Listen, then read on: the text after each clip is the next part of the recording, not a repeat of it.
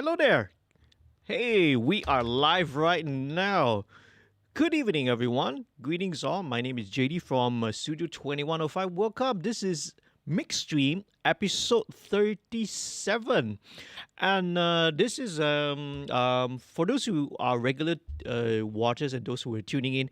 I want to apologize first of all, minta maaf dulu, right? I've started a little bit later than usual. Biasanya we usually start this program at 9 p.m. But tonight we started at about 10 lah, after 10 p.m. lah, okay? All right. That's because I have other, some of my hal-hal keluarga, some of my family matters to take care of, right? I won't go into that, right? Because it will be boring, a long story, okay? But thank you so much, terima kasih, right, for your patience. Thank you for waiting, right? And most of all, thank you for taking your time on a Friday night, okay? Right, this Jumaat malam, there are a lot of other programs, a lot of other events. A lot of other things, banyak lagi activity or benda lain yang boleh buat on a Friday night. It is the weekend anyway. But thank you so much for taking your time to watch this live stream, okay? Right, so very, very cool. Now, tonight's episode, right, is featuring the band N.I.A, N.I.A, right, and their brand new upcoming single berjudul Halusinasi. Right, this is their follow-up. I had the pleasure, I had so much fun mixing their first debut single, Temendam, Pendam, okay? So that was a very, very cool kind of a pop rock ballad that I guess the guys have put up the link dekat, I'll put the link in the description later, but hey, guys, the band members are also here in the chat. So, right, if you guys nak letak link kepada the video to your first single Terpendam, feel free, okay? Apa-apa you nak share, apa-apa you guys want to promote on the live chat, okay, please go ahead, okay? Dipersilakan, okay? This platform tonight is for everyone to share, okay? So, first of all, I want a quick shout out to everyone that's in the chat. First of all, kita ada Adham, kita ada N.I.A, kita ada Abi. We have Mariduano, Sen, and also these are some of the band members from the band N.I.A. Okay, right. So, for you guys out there, the rest of those who are watching, say hi to N.I.A. and okay. The description of the band, semua ada actually. I put it down in the description, but right, about the artists. Just let me take a look at their bio. N.I.A, okay, N.I.A is short for Natives Independent Anthem, right? So they are a pop rock experimental band from Pasir Mas. Shout out, man, to Pasir Mas, East Coast, represent. Consider 6 members: N.I.A, Jaafar, vocals; Mohd, Atif, guitar; Sen on guitar; Khairul, bass; Armin, drums; and Adham on keys and synth, okay? Social media links untuk band N.I.A ni semua ada dekat dalam description the video bawah sini, right? So do check it out, go and follow them for whatever their latest update and the latest news lah. So kita ada some other people also. We have Baby Lin. Hello Baby Lin, thank you so much.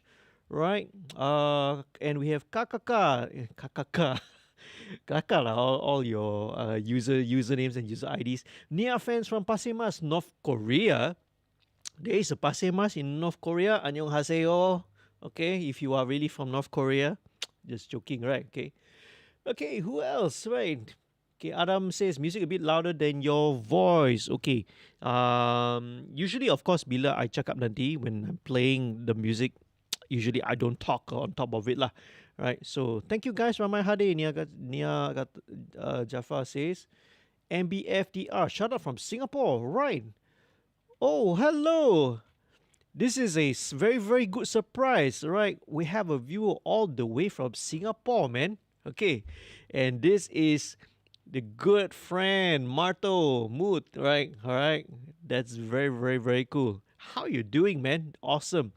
Marto ni actually kalau nak tahu, dia actually seorang graphic designer. He's a, how do I call you? You're a graphic artist, a graphic designer. You are artist lah, basically a visual artist, photographer, everything to do with visuals. And Marto ni dia yang tolong design kita punya album artwork and the album cover for Pop Shavit's last album, which was a long time ago, Cherry Blossom Love Affair. Yang tu 2011. Itu dah 10 tahun, man. 10 years ago already, man. You designed an awesome album cover for us.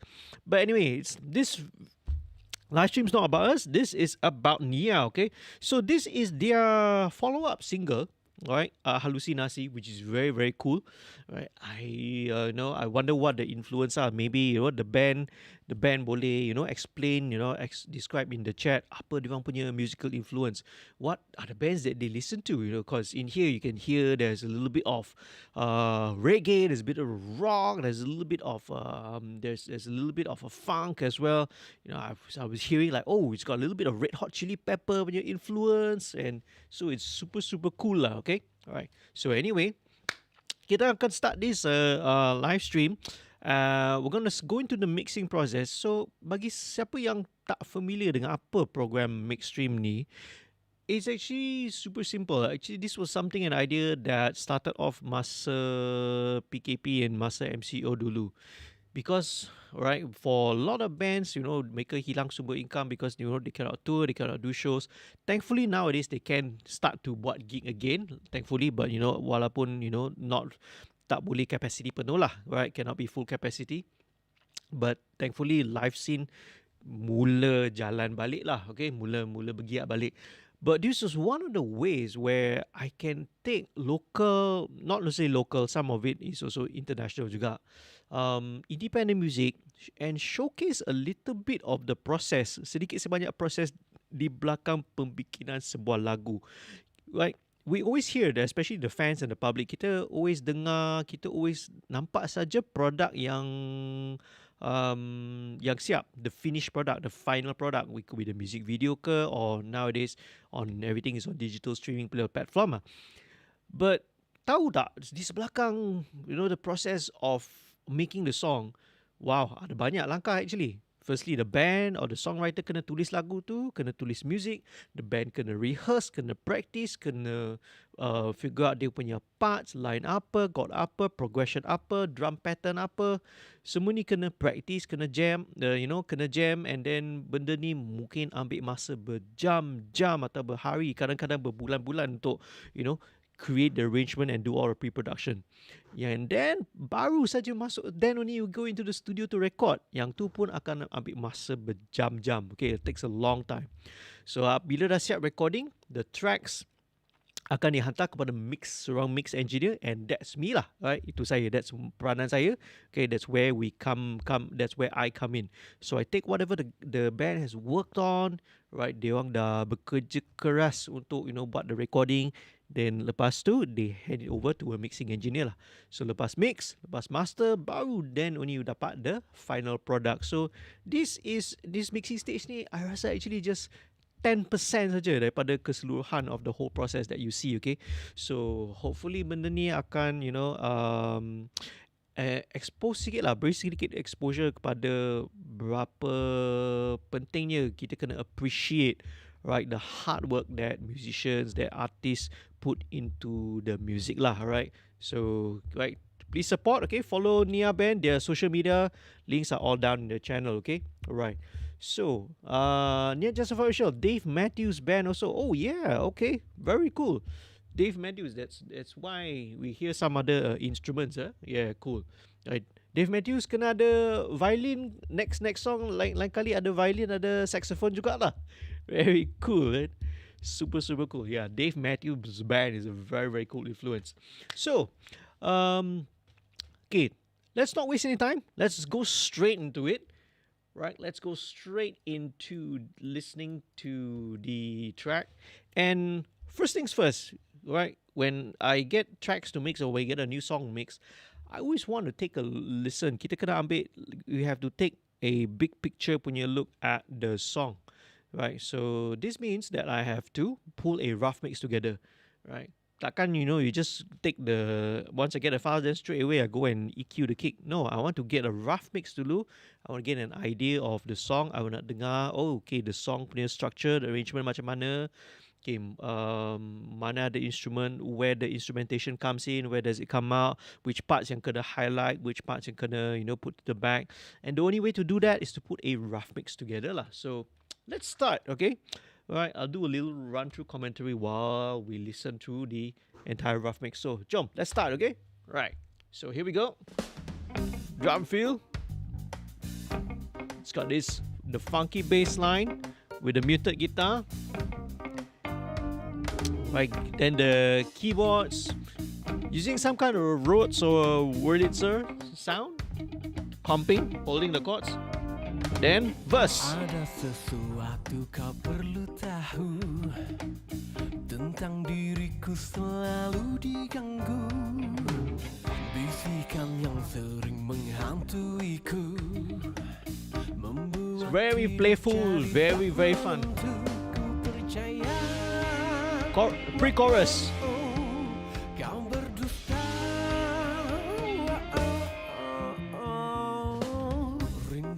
Yeah, and then it doesn't go to chorus yet. It goes to verse, next verse.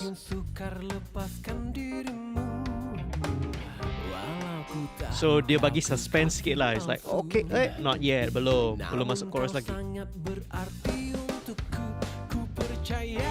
Second pre-chorus.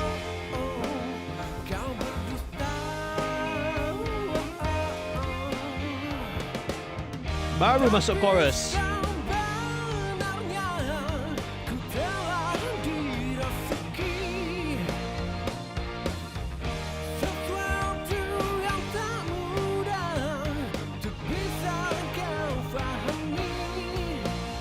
There's also double guitars now, and the keyboards is an organ. It's going more into holding long punya sustain punya chords.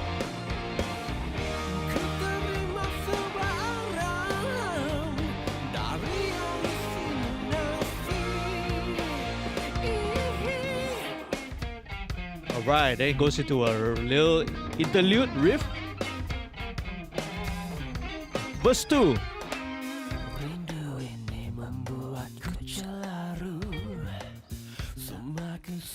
This verse 2, there is a kind of a whisper punya vocal as a layer. So, you know, verse 2 dynamics dia lain, right? So, this is very good use of dynamics. Then pre-chorus again.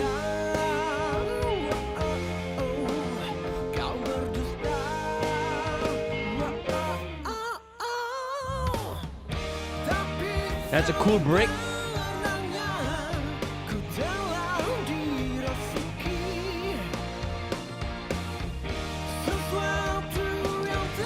Then starting second chorus, ada backing vocal, ada harmony vocals.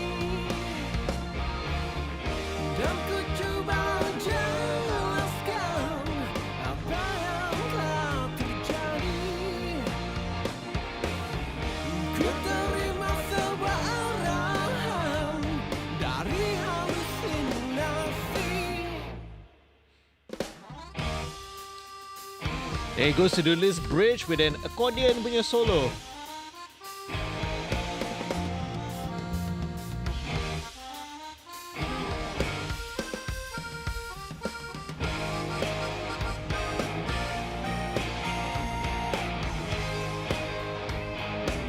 Okay, and there's actually a solo happening here.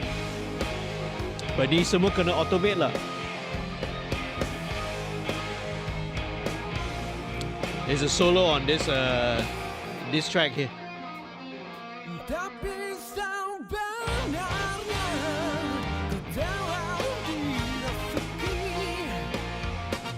This last chorus, ada brass, ada horns.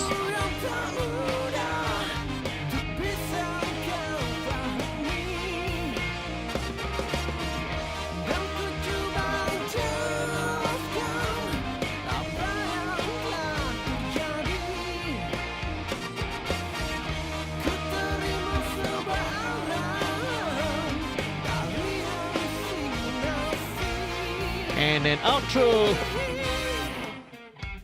Back to the intro riff.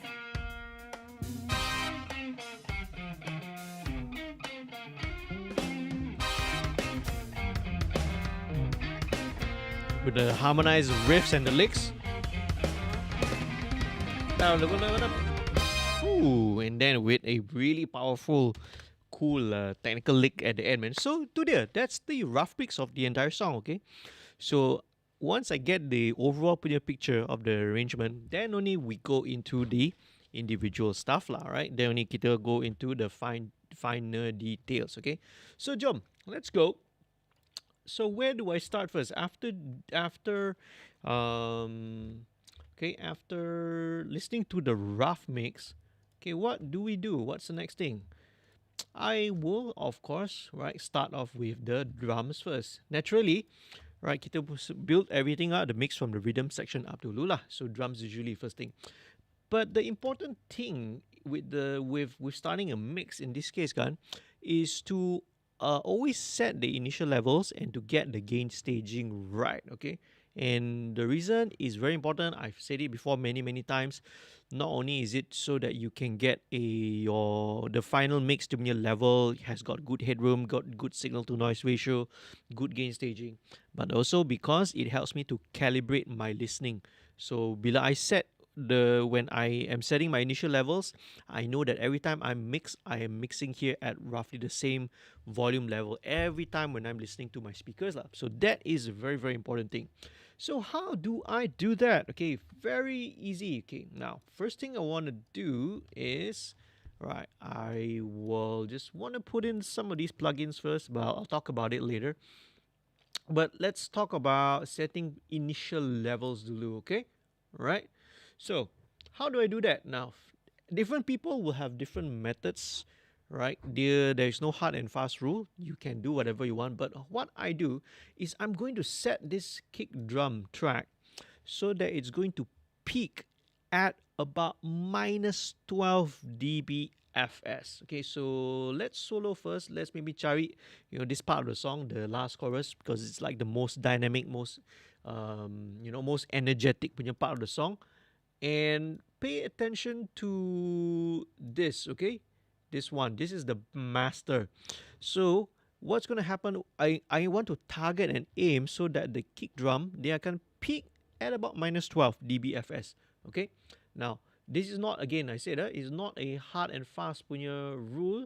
It can be, some other value, right? Not necessarily not necessarily minus 12 dBFS, but for me, that's what I do lah. Okay, so now I'm gonna do this off screen because I got a double dual monitor set up, but you guys should be able to see. Pay attention that I'm trying to aim for a peak of minus 12. Let me reset the meter and let's go. Solo the kick. Okay, there's a bit of bleed, that's fine.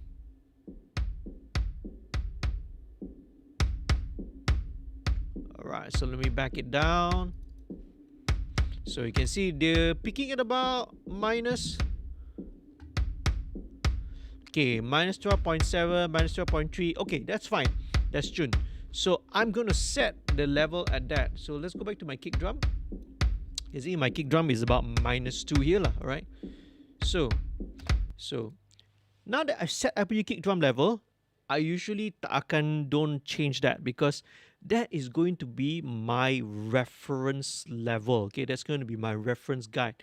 So the rest of the tracks, I can balance and mix relative to that kick drum. Okay, right. I may change it, but usually tak banyak lah. Usually later I may adjust a little bit. But roughly that's going to be the I punya target punya level. So in the end, my loudness level is going to target, right, of how loud my mix gets is going to be around that level lah. Okay, so I've set this, okay, and everything else I can balance according to this. So now let's move on to the next thing. I didn't explain it, so let me explain it now. What I'm going to do, especially when I mix, right, and it's getting very common, very biasa sekarang, especially nowadays everything is digital. So sometimes we want to re-inject back a little bit of that analog kind of a feel, analog kind of a flavor, because somehow, a lot of our favorite music, a lot of our favorite records are still mixed or recorded on analog devices, analog tape, analog mixing consoles. So kadang-kadang we want to bring a little bit back of the analog kind of a feel to it. So how do we do that nowadays in the digital world? Is that we use plugins that emulate the analog flow. So the first one I'll show you, right, is this one. This is called Slate Digital, right? Virtual Tape Machines by Slate Digital. So this is a tape machine emulation. Okay, you can see, right, it's actually a vintage tape console. You can select, things like the tape speed, the tape type, right, the machine type as well. So I've set this to 15 inch per second, right, 2-inch 16 track, right, FG456, right. These all correspond to actual hardware punya tape models and tape formulations lah, right. I used to, when I was training, in my I punya early training days, still working on analog tape. So it is a little bit of nostalgia lah, okay? Looking at all these tape machines, okay? All right, so that's the first thing. But the second thing that I have, I'll show you here, right, is we're going to emulate the flow from a tape machine into a analog console, right? Right, that means those large format analog consoles lah, right? So this plugin here, this is actually called Virtual Mix Rack, but inside this mix rack, there are the banyak modules. There are different modules here. So these modules that I'm using inside Virtual Mix Rack, the first one is called Virtual Channel. Okay, and Virtual Channel here, it emulates the channel on an analog console. Okay, right? So imagine lah, okay, the API, a NIV, an SSL, right? All these are very, very well-known, very famous analog consoles. So I'm going to use this setting. This is a Brit 4K. This is an SSL 4000G series. Okay, I kind of like this sound right now. I used to, for a very long time, I've always been using the API setting, but I kind of gravitate towards 4000G nowadays. Taste change. Here, kita orang punya, we are, when it comes to music, when it comes to hearing, we are not always attached to one single thing. Who knows? Next year I might change it, then prefer to go with a NIV sound instead. Okay, so but anyway, let's skip that. Let's go quickly now. This one, the next plugin here, this is called FG73. So this one is actually an emulation of the NIV 1073 preamp. So this is also, right, one of the most famous preamps in the world. So what I'm doing here is I'm kind of emulating coming from a tape machine, as if the guys recorded this on analog tape, running it through a channel of an analog console, and then the preamp through this NIV preamp here. So yeah, it's all adding a little bit of analog flavor to the whole signal chain. And I'm going to be using this. Okay, dekat semua track nanti you will see lah, right? So I won't talk about it. You will just see me adding it, all right, on all the channels later on. Okay, so let's start. All right, so immediately I have this on. Now on this kick drum, first thing I do a high pass at 20 hertz, just as an insurance against any of the low frequency windy stuff. So let's play this. Okay, kick drum first. Okay, very cool. This sample's got a bit of a bleed in it. So let's see whether I can deal with this bleed or not. Okay, I don't mind when you're bleeding with your sound, right? But let's see what happens if I try and remove it. And how I'm going to do it is to use a gate. All right. So the cool thing about the Slate Digital's gate here is they have actually a function called the debleeder. So debleeder, right, to stand for short, means that it can help to remove some of the bleed, right? The bleed that is usually coming from other instruments lah, okay, right? But still maintain the sustain. Okay, so let's try and see. Let's just go for, right, they already got very good presets ready. So let's go for kick debleed. Let's go for natural first, and let's see how it goes. Okay. Wow, very good results. Okay. Now I'm gonna bypass this. Okay, you can hear all the bleed from the background. And then when I turn it on, very clean. Bypass again. You can hear all the snare. Now this is awesome. This is really good. Good result, man. Okay, now let me just adjust this threshold to be a little bit lower. Okay, now some parts you still have a little bit of bleed too lah, but that's fine, man. This really helps to clean it up so much. So let's just leave it in there. Okay. Now this song, all right, I don't mind. This kick has got quite a long sustain, but I don't mind actually because the tempo of the song seems right. And it is a little bit of especially Masa during the verse is more of a reggae kind of feel. So instead of having like a very tight, snappy kick drum, I don't mind this kick. I think it's the right sound for it. This kick has a little bit of sustain, but we'll see how. Maybe in the chorus nanti I tighten it up with a maybe an envelope shifter envelope filter later on. We'll see how. Okay, right. So, but for starters, this is really really good. Okay, next thing, I want to drop in an EQ, and this EQ is the FGA. This is the API EQ. I want to just sort of want to remove a little bit of the mud. Okay, right. Okay, so usually about 200. Let's see how this go. Very good. Okay, and I'll remove about 400, also about 4 dB. It helps to scoop out, that low mid a bit. Bypass. Okay, yeah. So this kurangkan the boxiness lah, okay? The boxy frequencies is, around 300, 400 hertz. So this helps to remove some of the boxiness of the kick. The attack is good, so I'm not going to really touch it too much. Plus, this one you don't really need the kick punya attack like super bright, super hard lah, right? You don't really need it to be there, okay? So very, very, very cool. Wow, we've got right. Marto says in the chat there, let me just because I just saw this. Hi there, N.I.A, check out Terpendam. Awesome track. Yeah, cool man. So right, if you guys have time later on, go and check out right N.I.A's first single lah, Terpendam. Okay, really, really, really cool. Right. Guys, if you guys if you have the link, okay, so just leave it down in the chat lah. So anybody watching this can just straight away click, go to the link to your video. Ikwan Hakim, hey, we got another band member here, right? Lupa bawa headphone. Okay, tak apa, it's okay, no worries, right? You can always watch this later. So okay, here we are still on the kick drum. Now I am going to, so after using the EQ, just to cut out a little bit of the boxiness, what I'm going to do next is I'm going to use a limiter, okay, more of a clipper, actually more than a limiter. This is Boss little clipper.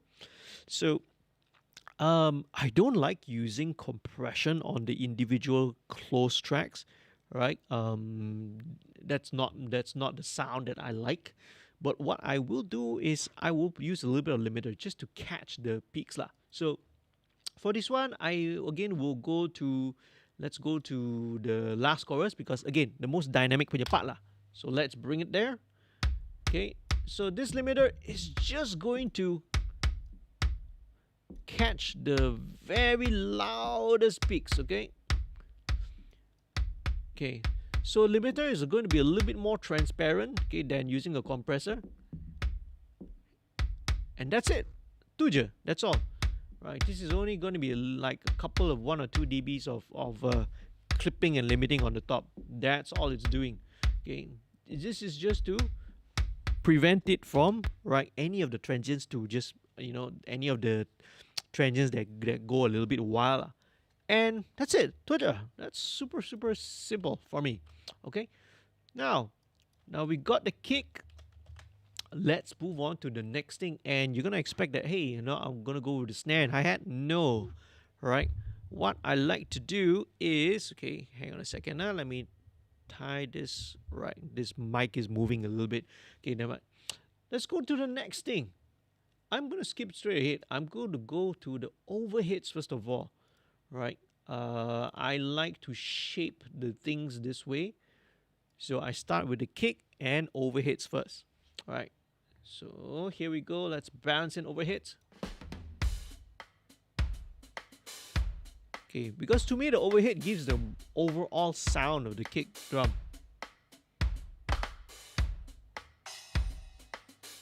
Very cool. Now let's solo this. Okay, I'm going to sort of just maybe high pass it. Take away some of the super low end at about 100 hertz. Very cool. Okay, same thing. Jom, let's go to, again, last chorus. Okay, right. Let me scoop out a little bit of...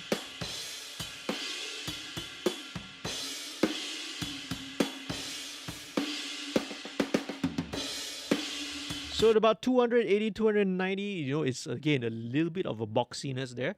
Boxy frequency there. Very cool, right? And that's it. Just a little bit to cut out a little bit of the mud, okay?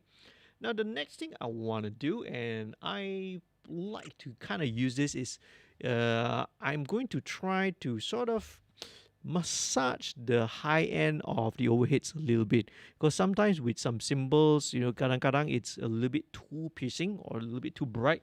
So this helps to smoothen it out. And what I'm using here, this is a de-esser. And you may be wondering, hey, de-esser, isn't that used only for de-essing vocals? But no, de-esser actually, right, is very useful on anything that you want to control very, very specific punya frequency. Because a de-esser is basically a frequency specific punya compressor. So, right, for example, like a de-esser, you tune it to, let's say, 5K, 5 kilohertz, 6 kilohertz, where you get the voice, the vocal punya S punya sound, and that's all these kind of sounds. So de-esser you tune it, you dial it to that frequency, then you have to control. Same thing here, okay? So you can see, all right, the setting that I've had here for this de-esser helps to control kind of everything from very gently, right, 1K, 2K, all the way above, but very little, sikit saja, right? So this is gonna just control some of the high end, especially when the cymbals are crashing. So let me adjust the sensitivity. There you go.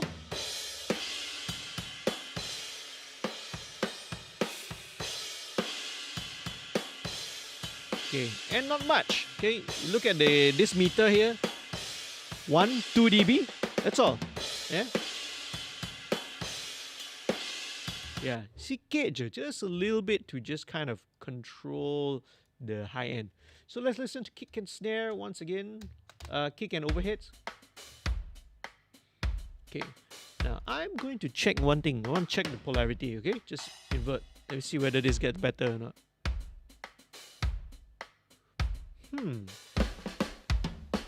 This sounds bigger actually.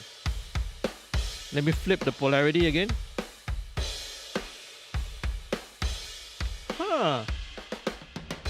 Interesting.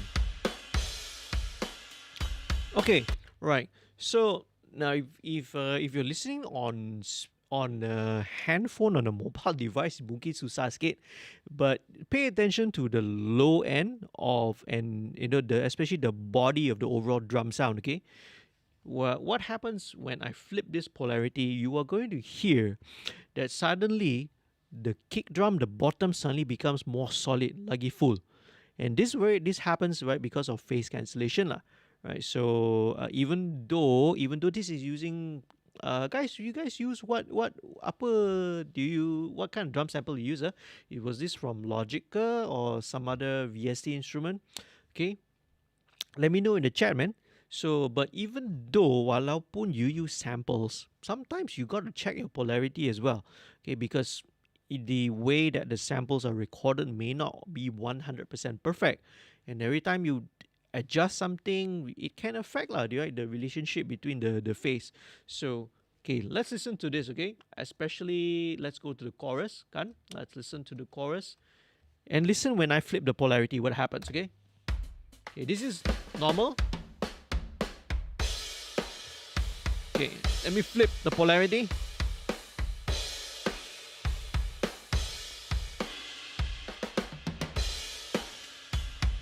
Okay, the kick drum actually suddenly sounds a little bit more fuller. Right, let me flip back to normal. Okay, this one sounds a bit of a scoop. And now let's flip again.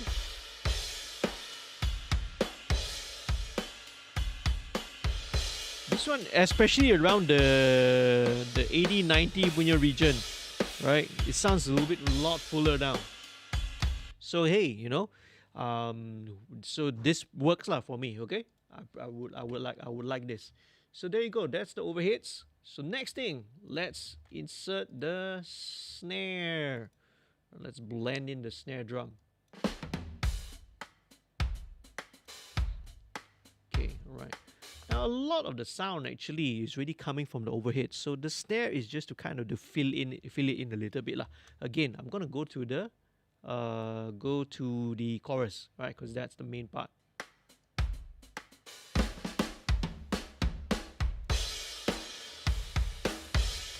Check the polarity again. Invert. Wow, okay. Okay. Now this one would make sense because you see the snare and the overhead right relationship. Usually they should be the same. Right. So the thing is when I reverse the polarity of the overheads, the snare also, right? When I reverse it, again, let's take a listen, okay? This is bypass. This is without the polarity flip. Okay. A bit thin now, a bit nipis. And then when I flip the polarity, suddenly the body of the snare comes back, right? So this is important. Okay. So this would be better. I would like this. So it's really good. Okay. So let me just take a look at some of the. Okay, let's take out a little bit of the bottom end. Everything below 90 hertz. Let's go with a bit of EQ. I'm going to crank this EQ a little bit up. Let's go with 5K. And just to give the snare lagi a little bit more body, okay, all right, boost the fundamental at about 200. Okay, let's go with just 2 dB first and listen in context.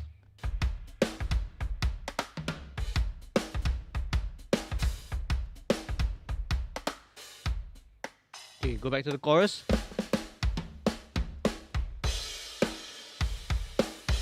Might be a little bit too much now, but let me just go back to 0, okay? All right. Okay, let's shift this to 7K. Let's go with 4 dB, make it a bit bright.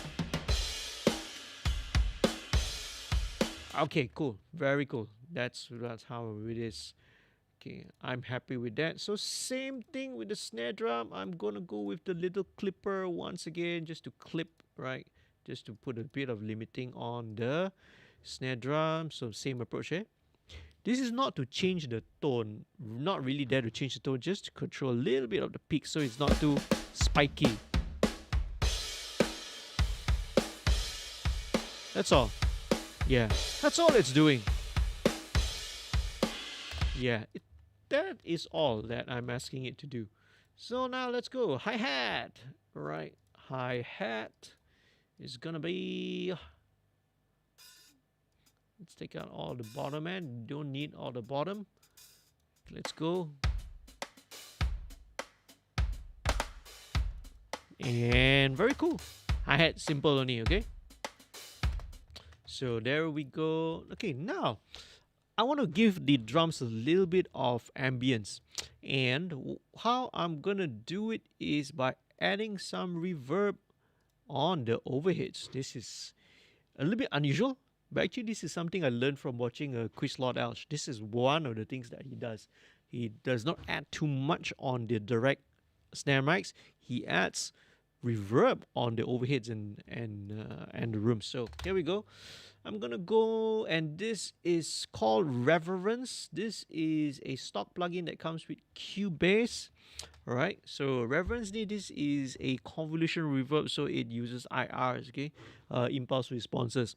So impulse responses, I'm going to load, okay, some of these libraries that I'm going to, my own personal library, which is here, software. Okay, by the way, right, let me look for it. This impulse response library here. Okay, I'm not sure whether you guys should be able to can see it or not. Right. So these are all impulse responses taken from, right, all the classic effects devices. Like you have the Eventide H3000, you have Lexicon 480, Lexicon 960, Sony DRE TC6000, Bricasti, and also Yamaha SPX 990, man. So these impulse response libraries, okay, are actually is available for free. I share it with you if you guys sign up for the email list, for the mailing list, right? Description is down below. Oh, by the way, I forgot to mention, hey, if anyone who's watching all this, okay, right, if you're not a subscriber, if you're brand new to this, if you would appreciate it, right? I akan amat-amat berterima kasih if you can head on down and click and become a subscriber, okay? Right, very, very cool. We have a few other people. Shizumaru, official. Excellent kick sound. Right, right. Kudos to the band, right? The band is the one who selected and chose the kick sound. By the way, like, what is the I was asking you just now, you guys, what did you all use to program the drums?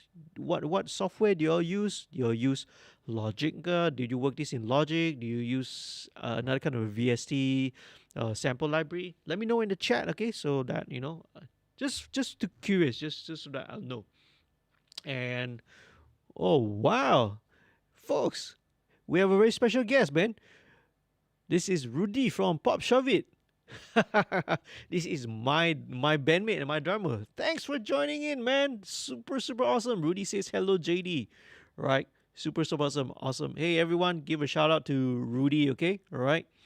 And any drummers who are interested, right, check out Rudy's a new platform community called Music Mountain. If kalau nak belajar drum, check that out, okay? So where were we? Okay, right. We're gonna go back to the snare reverb, right? So okay, I want to go with the Yamaha SPX 990, or actually, hey, you know what? Yeah, let's just go with the SPX 990 because this is really one of my favorites. This is a preset from the Yamaha SPX 990, which is a snare plate preset. Okay, it is a very common one. Actually, I think this preset, if I'm not mistaken, Andy Wallace also just uses this for every mix that he's done. He always uses this same preset. So, we're going to use the same one, okay? Super cool. So, reverb on the overheads. Let's check out how it sounds. Right? Ooh. Ooh. That's really sweet sounding. Okay. So, let's tone it down. That might be a little bit too much. Okay. Now, so let me bring it down to about -2. Okay, right, cool. So, something is kind of bothering me right now. Now, I think that inside the overheads, the snare might be a little bit too spiky. Right, just a little bit too much. And so, let me deal with that, okay? So, mixing is not a linear process. So, kadang-kadang if something pops up, when I hear something, immediately I will sometimes jump straight to it. So, when you are if you're watching this, sometimes you see that, hey, why I'm suddenly jumping to another thing? Because I hear something, I better deal with it right away, okay? Straight away, okay? So let's check it out. All right. So what I'm going to do is, okay, so some of the side stick here, it's a bit too spiky in the overheads, I suspect, okay? So what I want to do is kind of tone it down a little bit. And so what we're going to do is use Transient Designer, right? So this is by SPL, Transient Designer Plus. This is actually originally a classic hardware when your unit, SPL Transient Designer. Very famous hardware unit, right? It's a secret weapon for a lot of mix engineers when they want to not only for drums but a lot of other instruments as well. You can use, because you can adjust them in your attack, you can adjust them in your transient, you can adjust them in your sustain. But of course now this is in a plug-in form lah. So, all right. What else is there then? Of course, band support. Thank you, Rudy. Okay. Shizumaru says, I use Mixwave Gojira now, plus Jens Bogorn sample a little bit. Okay, right. N.I.A says, hello, Rudy. Okay, Shizumaru Pukata, sup, Rudy. Rudy says, hello, guys. JD is the man. Oh, man. We all do this as a team, right? The band, for you guys who record, because you did the song, everything is a team, okay? So back to where we were, HPL, Transient Designer. I just want to dial down a bit of the attack, okay? So solo the overhead. Okay, this part, especially when it gets to here, is it? Okay, I feel it's a bit too spiky, so let's dial this attack down. A bit more.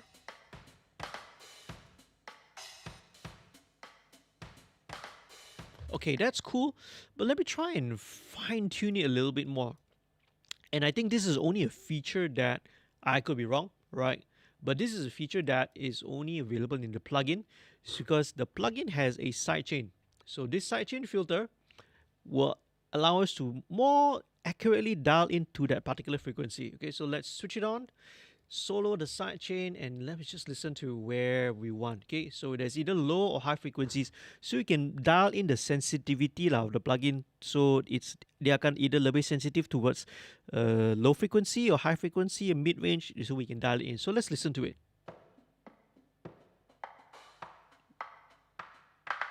Yeah, so this where that cut of the stick, so it's around there. So let's, okay, so this side, so this is going to set the plugin to be more sensitive, right, towards that frequency. So let's try that again. This might be better. Yeah, I can hear it already. That's a lot better actually. Bypass. Yeah, it's a bit more spiky. Okay, that's a lot better. It helps to control it. But the great thing is, dia tak affect. It's not going to affect any of the low end. It's not going to affect any of the cymbals. You're dialing it just into that range of frequencies, lah. Okay. So let's listen in context.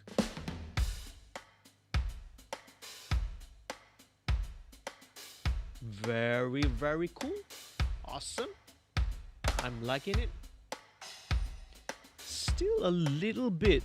Okay, I may have to deal with this with a bit of a little bit of clip gain automation then. Okay, let me deal with this. This is a bit too spiky for me. Let's see, is it coming from the close mic or is it coming from the overhead? I think I know. It's probably coming from this. Yeah, these guys. Okay, it's a bit too loud for me, so let's do this as well. Okay, simple. Let's just do a little bit of clip gain. Clip gain, clip gain is your friend.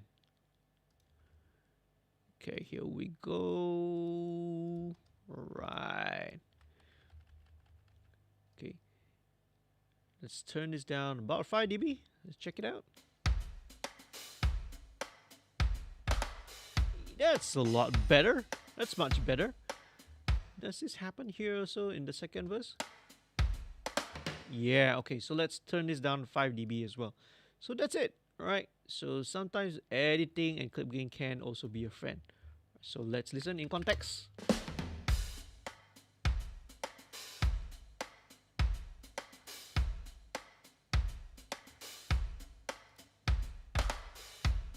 Okay, right, so now I'm hearing one little low resonance somewhere. Let me try and find out where it is. I'm hearing this note. Ooh, this note from... I'm trying to see.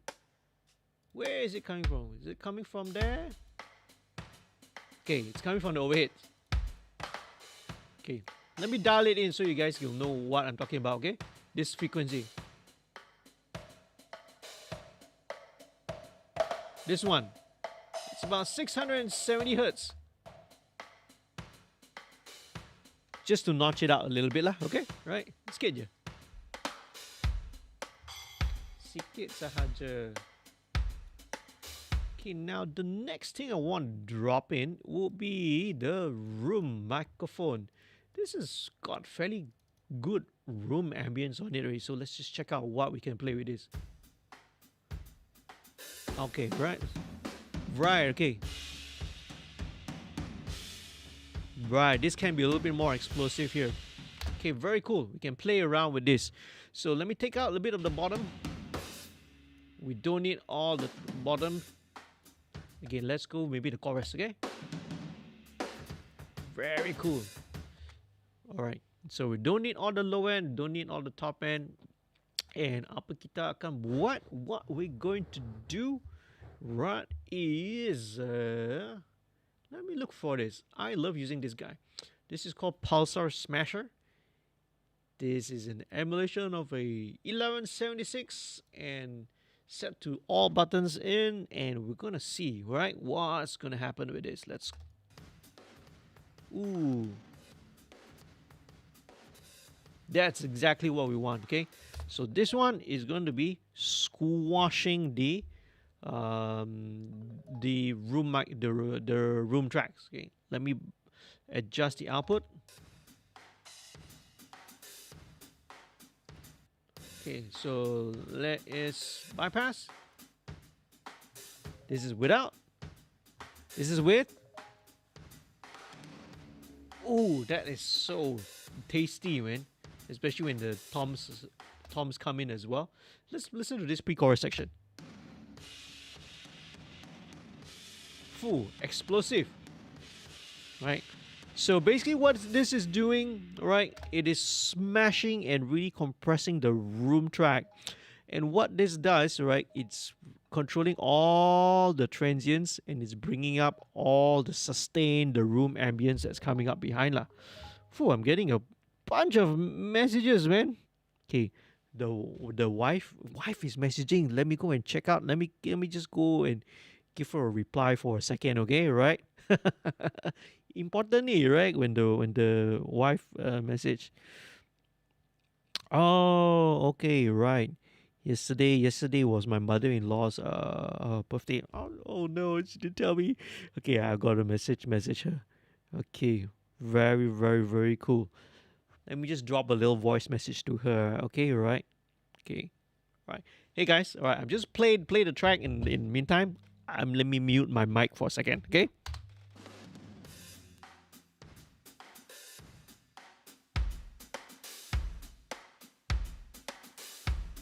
Just have a listen to the drums.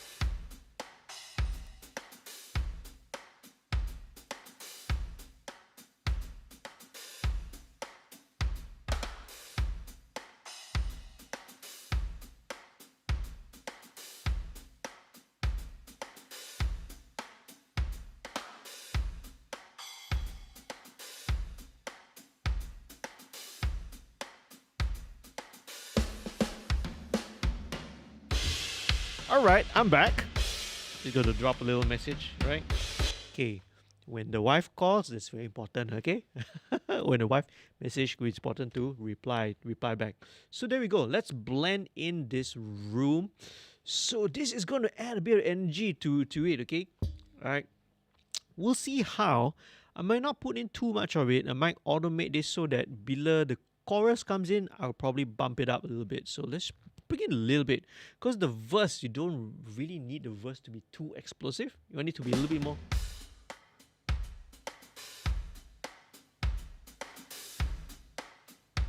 Yeah, just a little bit actually of the room.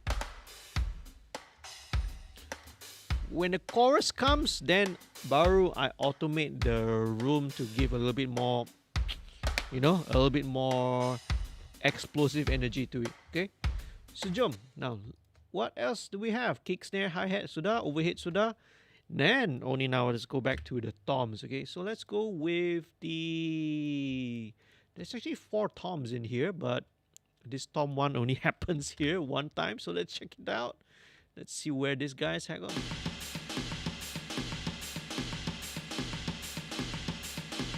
Okay, right. So that's a very annoying loop.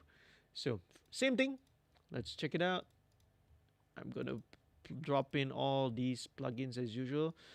Now, check the polarity. Very important. Even though you're using drum samples or VST library, just check it. Okay, make it a habit lah. Right? It just takes 2 seconds. Okay, invert this.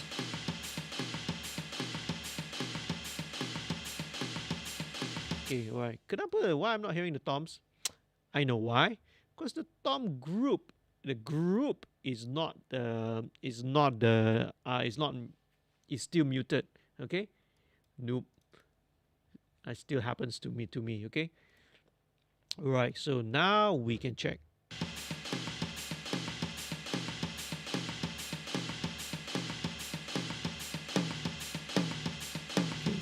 Invert the polarity.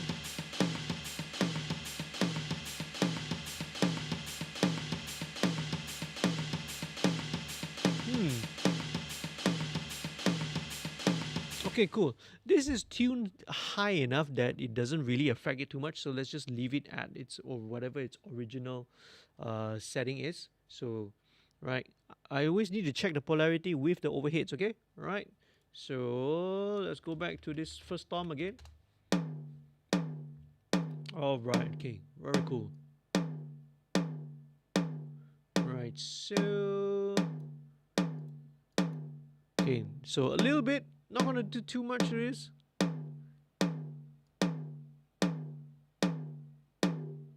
So this. So at about 400, this guy is.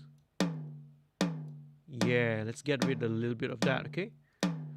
And let's bring out a little bit of fundamental. There you go, a little bit more body there, about 170 hertz. Okay, let's check it with the.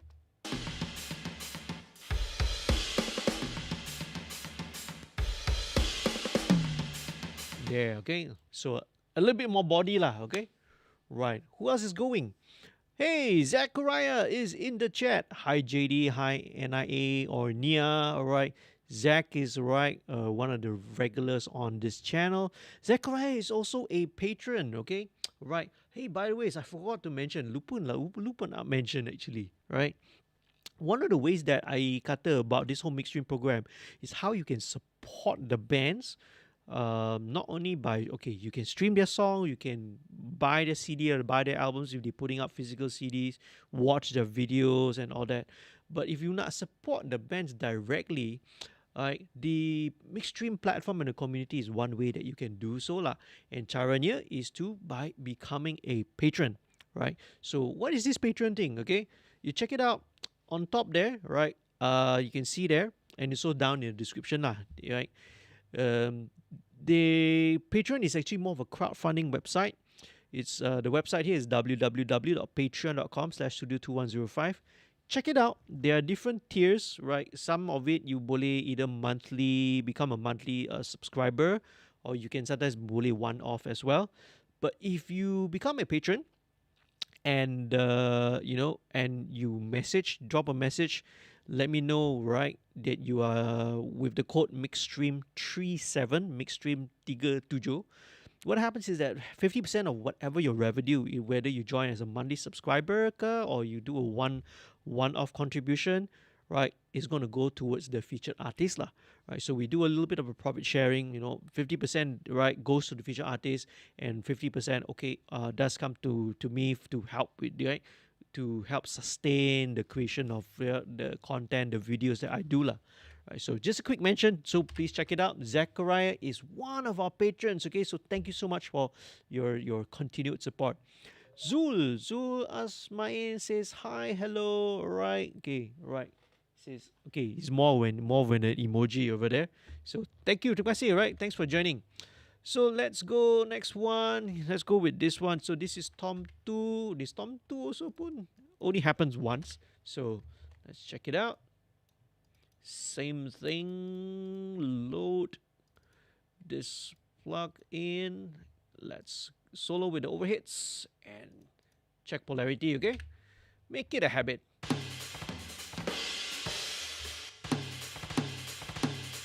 Invert. Oh, okay. This one is more obvious. Straight away when I invert the polarity, the Tom 2 sounds a lot fuller. Okay, see how I flip? Oh, it's such a clear night and day difference, man. So anyway, okay, now we solo on the tom. Okay, you got more. Okay, I don't need this. This is about 390, 400 hertz. Now there's another one which is a bit honky.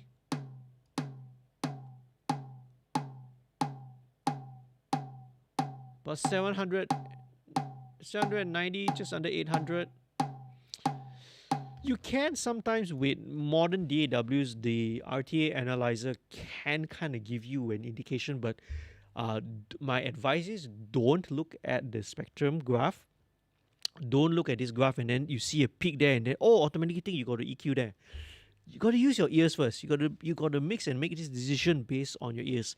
These graphs are, for me, they are more of a tool. They are more of a useful tool to confirm what I'm hearing. So yes, I'm hearing that 790, that 800 hertz resonance there, which I don't like. So I want to kind of get rid of it. But I'm using this to sort of just to help to confirm what I'm hearing. All right. So you see here, this little thing. So, okay, when I boost it, this is what I'm hearing lah. So, I just want to cut out a little bit of it. That's all, okay, right? So the RTA, the analyzer here, is just to give it as a guide. Bring it a bit more body. So, okay, this one is where it's useful, okay? You can sort of see that's where the fundamental is. 134. Let's give it a wider Q. Bypass. Thin. No energy, no body. Fat and big. Right? That's how we EQ it. Alright?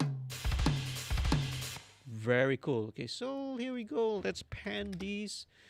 Tom 1 will be about 50% to the left. Tom 2 will be just a little bit slightly to the left. And kita go on to Tom 3 and Tom 4. And I'm going to go to this section because this is like a main part of where the toms are. Okay, so let's do Tom 3 first. Solo Tom 3. Check the phase, check the polarity with overheads. Flip. Alright, okay, same thing. I suspect this is going to be the same lah, because when I've inverted the polarity of the overheads, everything also, you see, the snare tadi pun kena invert.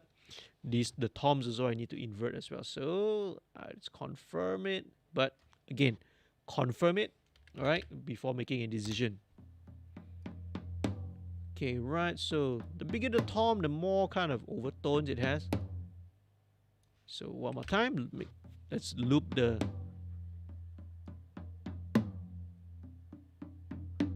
Okay, right. It's got a very annoying boxy sound.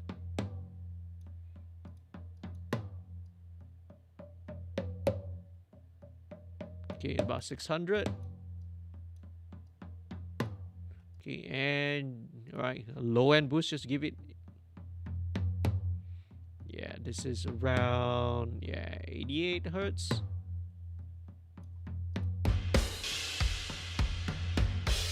There you go, man. So the toms from becoming from very, very thin, no power, now has got all the weight and all the power that we expect from toms lah. Okay, so same. Let's go to the last one, Tom 4, which is a floor tom. Check again the polarity, the phase. Flip, invert.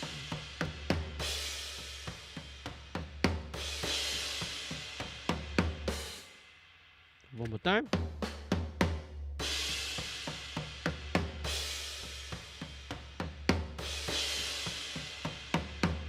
Okay, yeah. Okay. With the floor tom, it's not so obvious. Not so obvious because probably on the overheads I already, kind of a high pass some of these low frequencies. But still a little bit, it still sounds a little bit more full with the polarity inverted. So let's do that again. Okay, we don't need all this.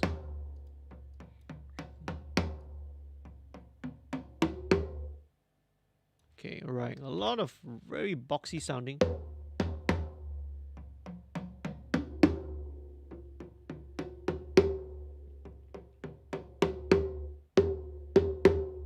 Yeah, so I don't want all that, okay? You can use a much wider cue.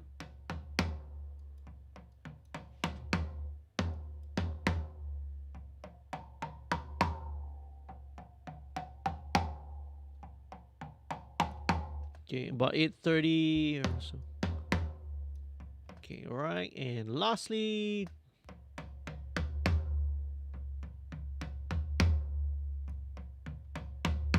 okay, right. Because this kind of brought up a little bit of this, so I need one more EQ.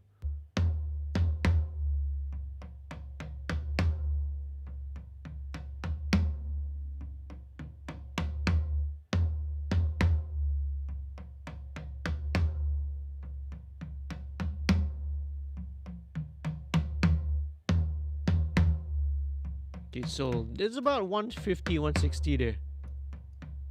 Let's bring this down a little bit, widen the Q a bit more. There you go. Bypass. Very thin, very plastic sounding. Okay, right, and this time we're gonna go all the way to the right lah. Okay, so we're gonna have everything have a nice little pan whenever the drummer is doing a drum roll. Okay, let's check it out. Okay, one more thing, I would take out all the 10K from the toms. That's usually what we do. And same thing, right? With the reverence, the same reverb. Let's check it out.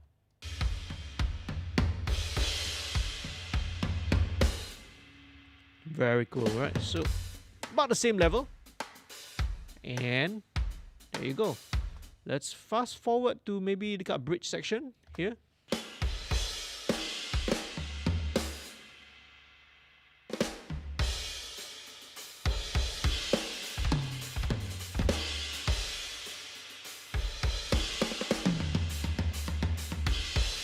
Let me turn the overheads down a little bit, okay?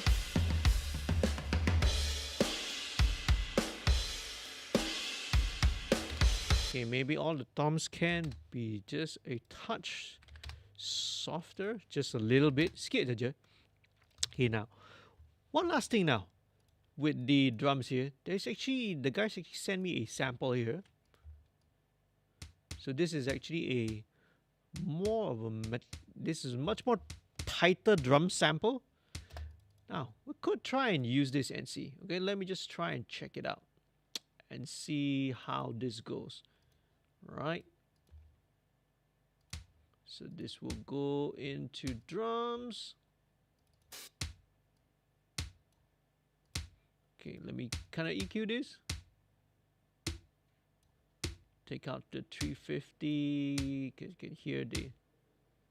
Okay, so this one is very obviously a very kind of a modern rock metal-ish kind of snare because it's very, very scooped.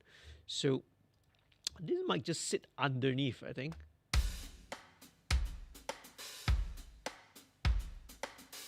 Very cool. All right, so I think got to check the polarity. Ooh, this is much better. Okay, this gives a bit of weight actually, so I think, yeah, we'll just tuck this underneath it just to give a little bit more enhancement to this. Especially I think when the chorus comes in, this will be useful. I'll use this to sort of automate this to give the kick a little bit more dynamics there lah. So there you go. And let's go once again to the active part, okay? The bridge and the last chorus. Okay, so I mentioned earlier on that I don't do a lot of compression on the individual tracks. But I will, and I like to put a compressor on the overall drum bus. And what I'm going to use is this. This is the API 2500. Okay, this is my favorite compressor for drums. I mean, on the overall drum bus. Okay, so let's check it out. All right.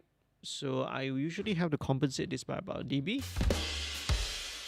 Ooh, very tasty. Immediately, very, very nice. Okay, a lot of these plugins are already set in a template because I kind of know that, okay, once I set my drum and my kick drum level at that level and I send it to this particular compressor, it really is going to kind of react in a certain way. So you can say that it's kind of using a preset, but you know, that's kind of, I already have a good starting point lah. So what I will do is play around. Let's check around with the attack time. Let me bypass this.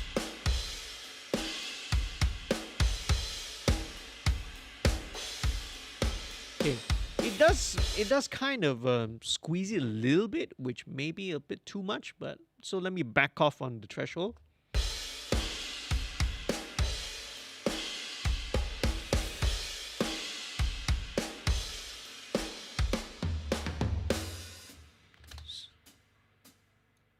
Let's go with the chorus.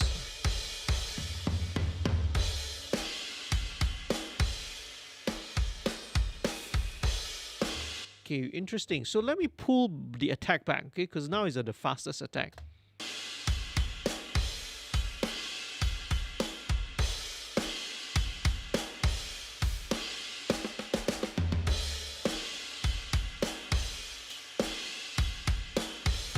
Interesting. So I need to pull the snare. Now I can afford to bring the snare back up, I think. Okay, so remember early on where I had the 200 hertz, which I felt it was, which I said it was, we didn't need it. Now, when you kind of bring everything in context, now I feel that it does. Okay, so there you go.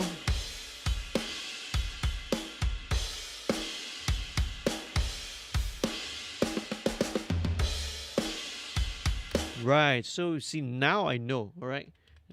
After you listen to everything in context, then only you can sort of feel that, okay, now the snare needs a bit more weight behind it. So that's where, that's what I call set when don't forget, okay? There's actually a key phrase, which I kind of learned from another mix engineer as well. You set something, but don't forget what you did, because sometimes later on down the line, you need to go back and you need to tweak and you need to readjust. So there we go. That's the drums, man. Awesome, awesome. Thank you so much for tuning, still sticking around. Hey, by the way, okay, remember, if you're not a subscriber yet, please do click on the subscribe button. That will be awesome. Okay, let's do this right now, okay? Hang on a second. Oh, did I just stop monitoring this? Okay, because I want to monitor. I need to monitor how it goes, not only there but also on the phone as well. Okay, where are we? So drums done. Bass, time for the bass. Okay, bass, the final frontier. So it's another audio joke. Apologize. Sounds good. Funky.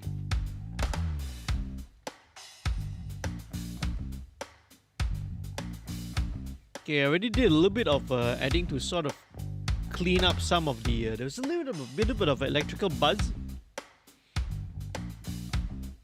but it's all good. Very cool. Okay, so let's just concentrate on the bass now. Okay.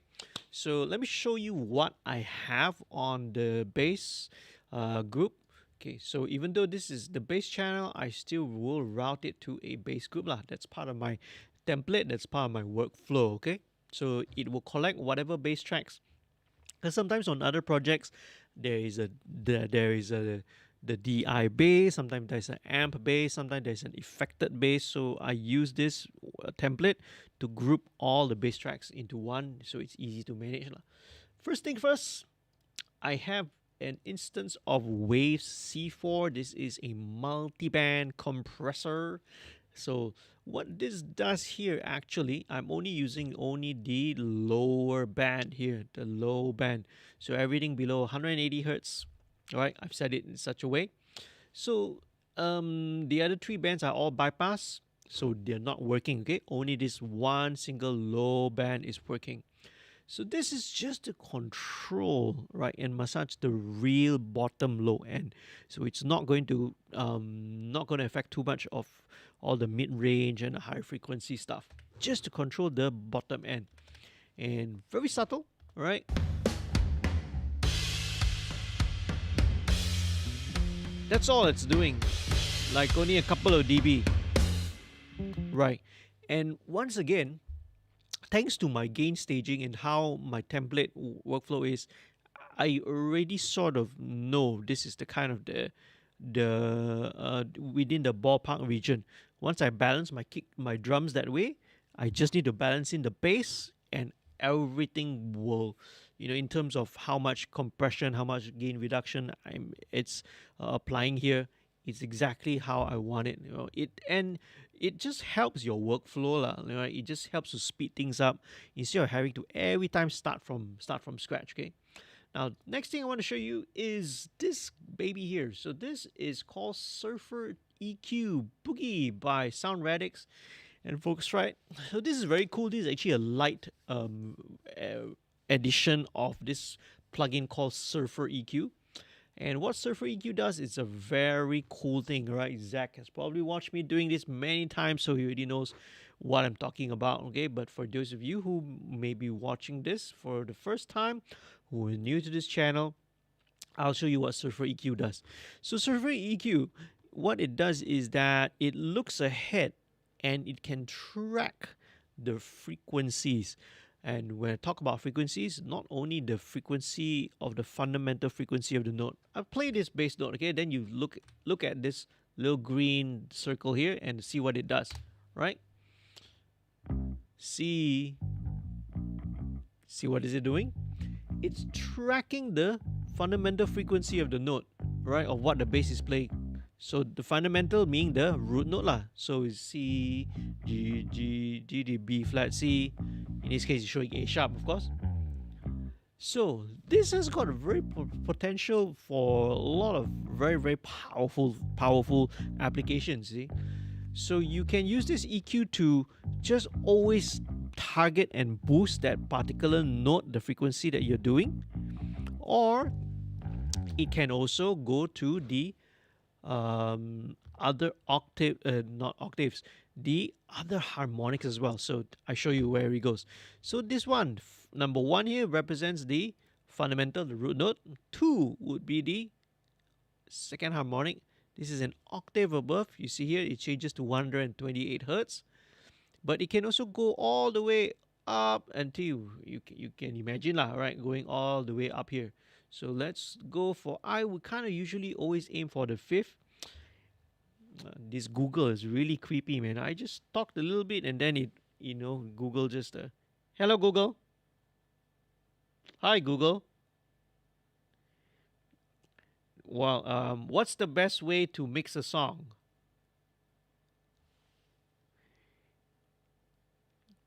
Well, okay, right. Google doesn't know the answer, so no thanks. Okay, I'm not talking to you. Okay, Google, right? It pops again every time I mention the word Google. Then the Google Assistant pops up. That's really, really creepy. Okay, anyway, let's go back. Right. So the 5th here is going to be the 5th harmonic, which is a 1 octave and a 3rd above. Okay, so let me boost this so you guys can hear what I'm talking about. This frequency. Okay, now sometimes I don't want this. This kind of will help to clean it up a little bit. So I'm just getting rid of this. Not much lah. 2 dB only the most. Okay, just a little bit. Sikit saja, right? Okay, because you don't want to scoop it out too much also.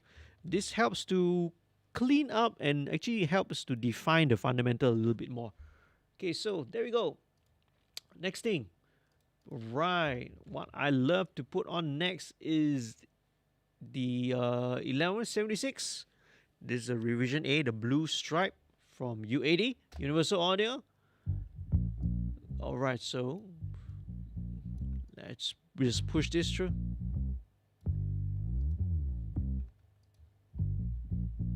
Okay, let's drive it in towards, let's say, the chorus part.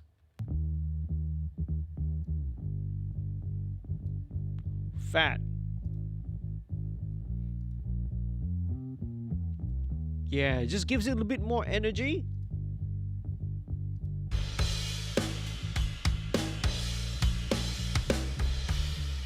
All right. Okay. Hey, I just heard something. So once again, right, you will see me sometimes jump back and forth. Okay, so I think this, yeah, the sample kick was a little bit too spiky just now. So same thing.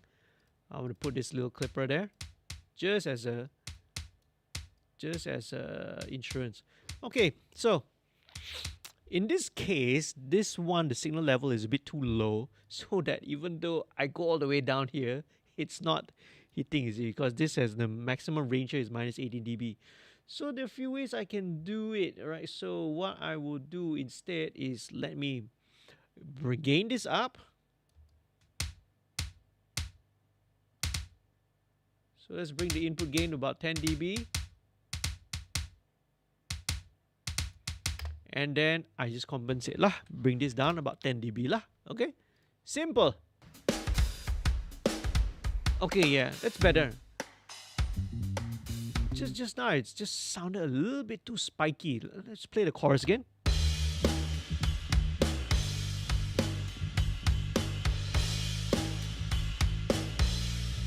Again, it could be because of the attack time. Let me just change it back down again.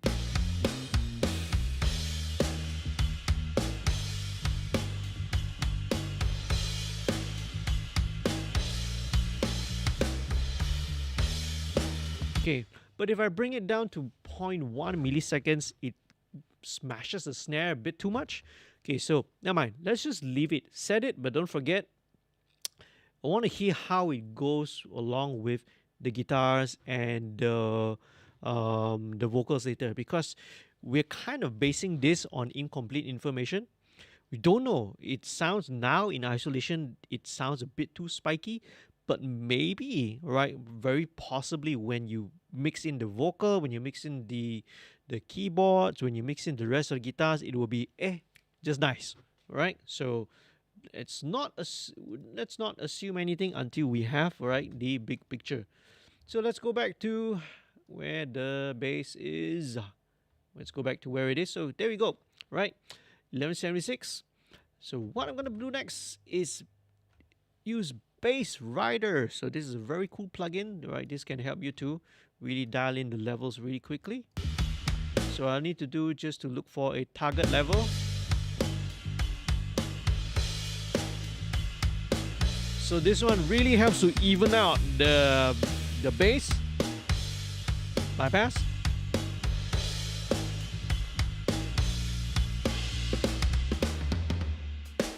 Very cool. All right, let's go back to this chorus again, because that's kind of the most dynamic part. So, okay, that's Bass Rider. Now, MV2. This is one of my favorite plugins, man. So I'm going to use this to sort of bring up a little bit more of the energy. It helps to bring up a little bit more sustain, some of the mid-range harmonics, whatever is kind of the low-level detail. Things such as some of the picking, the note definition, it will also, right, be a little bit better when I use this. Let's just bring this up. There will be a little bit of gain increase, so I need to bring it down to compensate. But let's just try that. Solo first. Ooh.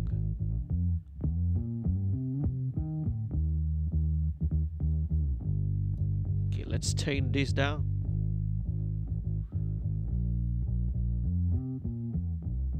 Bypass. Okay, let's compensate down, so about minus 2.5 dB. So the peaks are actually still the same, but it has kind of made it a little bit more solid. A little bit more of the mid range is coming through, and all from just using MB2. That's all, right? No EQ, no nothing yet, right? Okay, here we.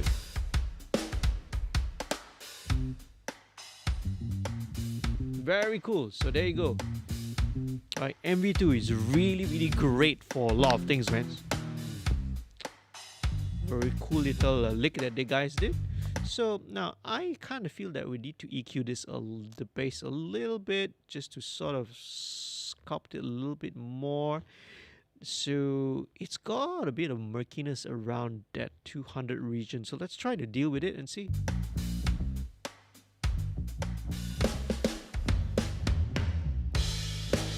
And to give a bit of definition, about 800 hertz.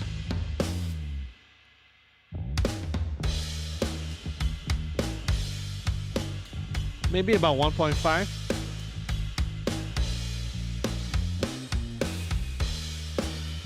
Bypass.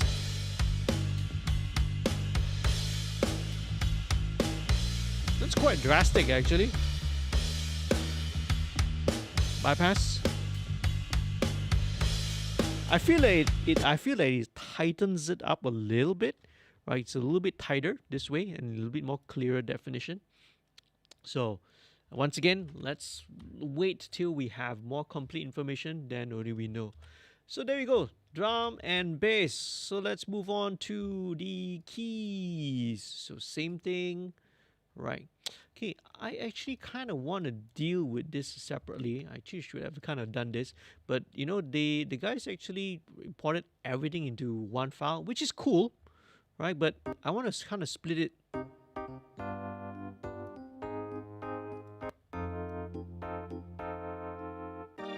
There you go, right? So because in the chorus it goes into an organ.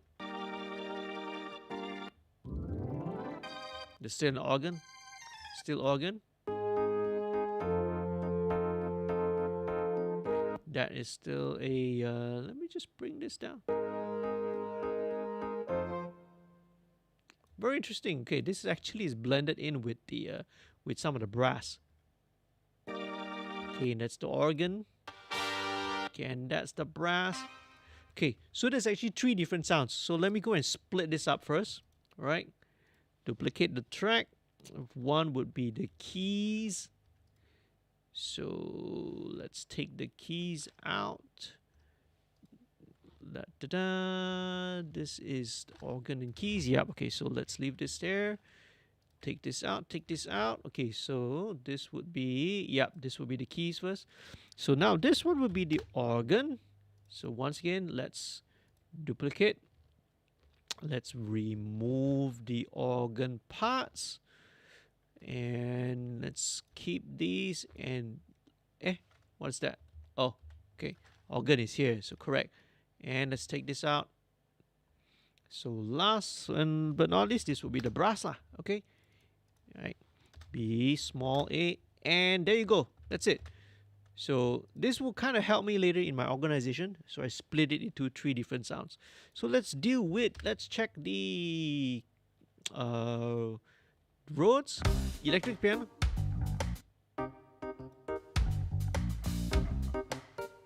Very cool.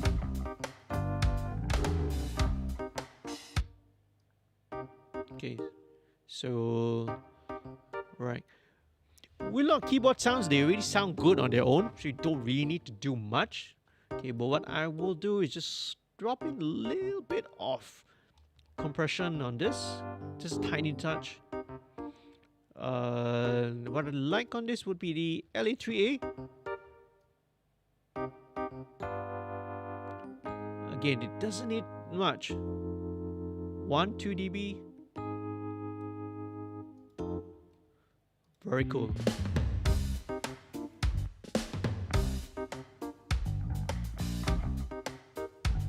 Okay, cool. Now, so this one is a little bit mono for some reason. Okay, so let me try to fake stereo it a little bit. So what I'm going to use is Isotope's Ozone Imager, which is a great plugin. So let's stereoize the thing and let's listen in context, okay?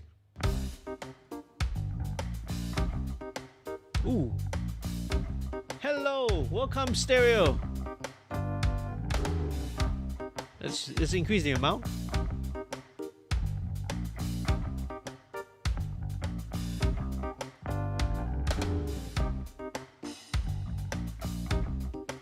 Wonderful. This is a great plugin, man. Awesome. Let me bring this amount down.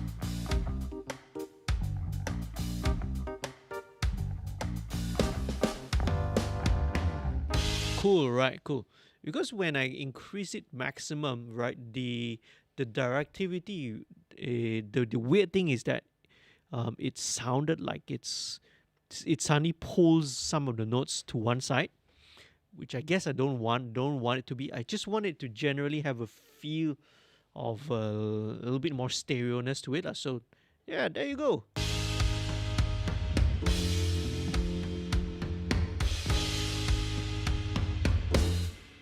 Now, just to give it that little bit more sort of a gelling together, I'm also going to send this add the reverb to it, the same drum reverb. Okay, so just a little bit. Here we go.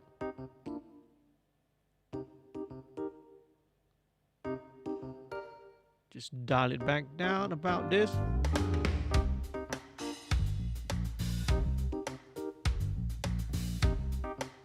Okay, let's listen to the keys again.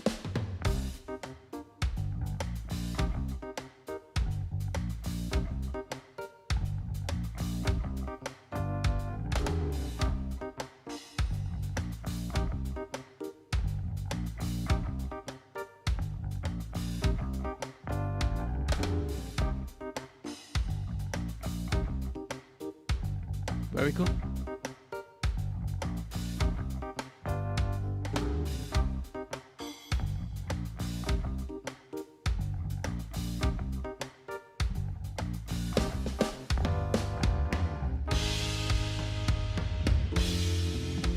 Very cool.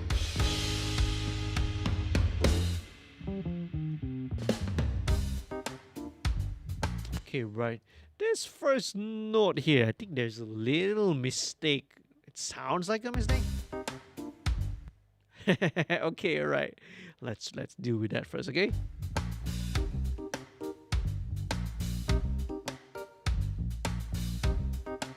So it should be dun, dun, dun. Okay, let's fix this. Let's just copy this over. Right, and just drop this in here lah. Okay. Oh, hello. Where were we? Okay, crossfade. Make sure that it's crossfades nicely. There you go. Okay, that one chord there was a little bit wonky, but no worries. We can fix it.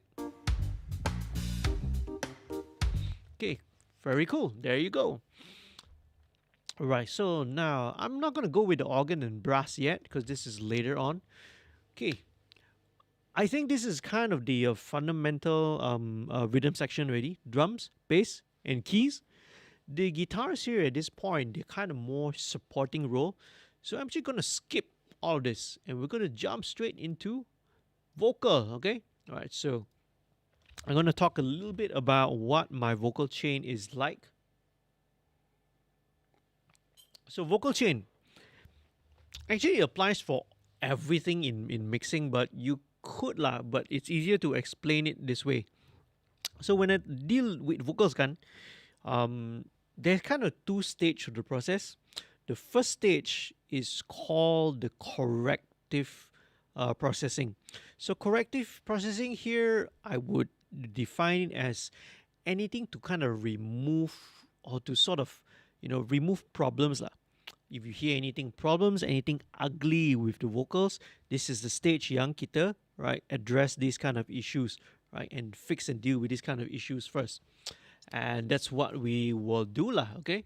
So let me just show you what I have in the whole corrective stage. All right, so first thing here, okay, so bear with me, this is quite a lot of stuff, okay? All right, so, but I just show you what I like to use and what I've come to usually use in my workflow lah. First one is called TDR Nova. This is free. This is a free plugin. You can check it out, right? From download from these guys, Tokyo Dawn Labs. So this is a parallel dynamic EQ, right? Very, very cool. So let's go with the vocal first of all. Let's get a rough balance.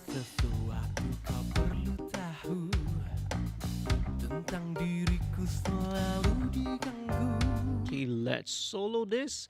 Now, let me turn off some of the effects dulu because I had a little bit of effects running. Let's turn it off. Okay, so now it's... Bisikan yang sering menghantuiku. Okay, first things first. Right, let's do a little bit of a high pass. 12 dB per octave. Membuat hidup jadi tak menentu. Ku percaya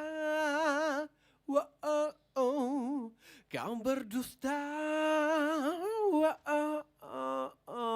Yeah, so take out all that subsonic boom, okay? Semakin sukar lepaskan dirimu. Yeah, especially when you get to the lepaskan, you know, sometimes a bit of plosives gives a bit of a low frequency bump. So just a high pass at about here, right? So even though this is pretty high, it's about 140, but because it's a 12 dB per octave slope, it's a bit gentle lah, right? Walau ku tahu kau kekasih palsu, namun kau sangat berarti untukku, ku percaya. Okay, very cool. So let's jump to the chorus, okay? So at the chorus, let's see how it reacts first of all. Tapi sebenarnya. Okay, cool. So now when it gets to the more parts where every vocalist lah, semua vocalist pun tak kira ke lelaki ke perempuan, whether he's male or female, usually when you get to the louder parts, the voice can get a little bit strident. It depends. Different people have different amounts. It depends on the microphone. It depends on a lot of factors lah. But this is where TDR Nova is going to be useful. So, tapi sebenarnya. Yeah, right. Either these are resonances on the vocal itself, or sometimes the microphone. Kadang-kadang is the room. Sometimes it can be the microphone, the design on the microphone. Then you get a bit of ringing there. So let me just deal with this first, okay? This is, after all, the corrective stage.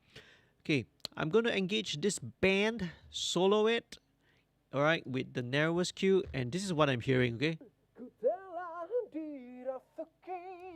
Okay, cycle.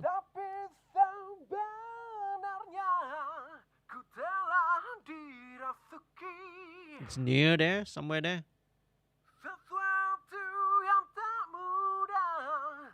Okay, about 1.2K, around that region. Alamak, apa sah, my keyboard now is okay, going a little bit bonkers, alright? Okay, so about 1.2K. So at the loud notes, that 1.2K kind of just peaks out a bit too much, right? So what we're going to do now is that we're going to engage the dynamic EQ portion. And here we go. By turning this on, we're going to switch over to wide band mode, so all the frequencies will share the same settings. Right, so very familiar. These are the compressor controls. Let's go with the 3-to-1 ratio. Now with this, I want my attack to be fast as possible. I want my release to be as fast as possible as well.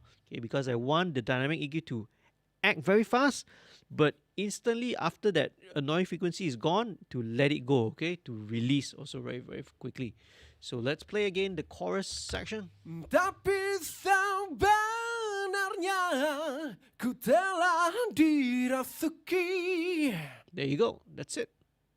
Sesuatu yang tak mudah. So you can see it's only going to engage when that frequency gets too loud. Ku coba jelaskan. Okay.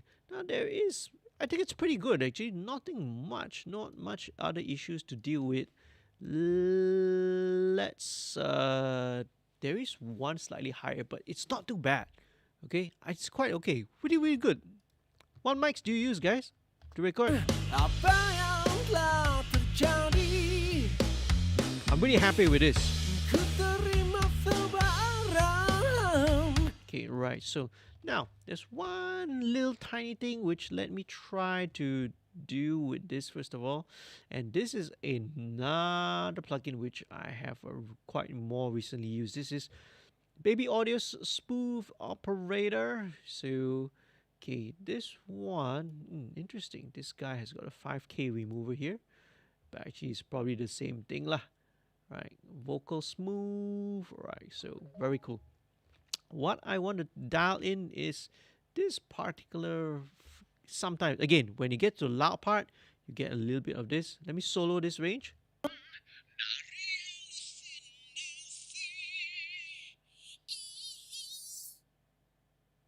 Once again.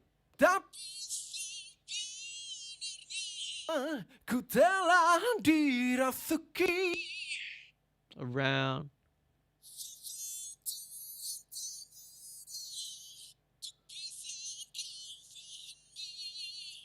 It's about 5.8. You know, it's between 5 to 6K, this region. So let me just take it out of solo. This is just to...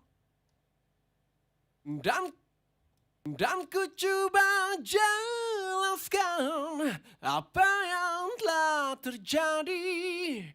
Just a little bit of... Ku terima sebarang. Yeah, just a little bit of smoothening. Dari halusinasi. Very cool. Go back to chorus. Tapi sebenarnya ku telah dirasuki. Very cool.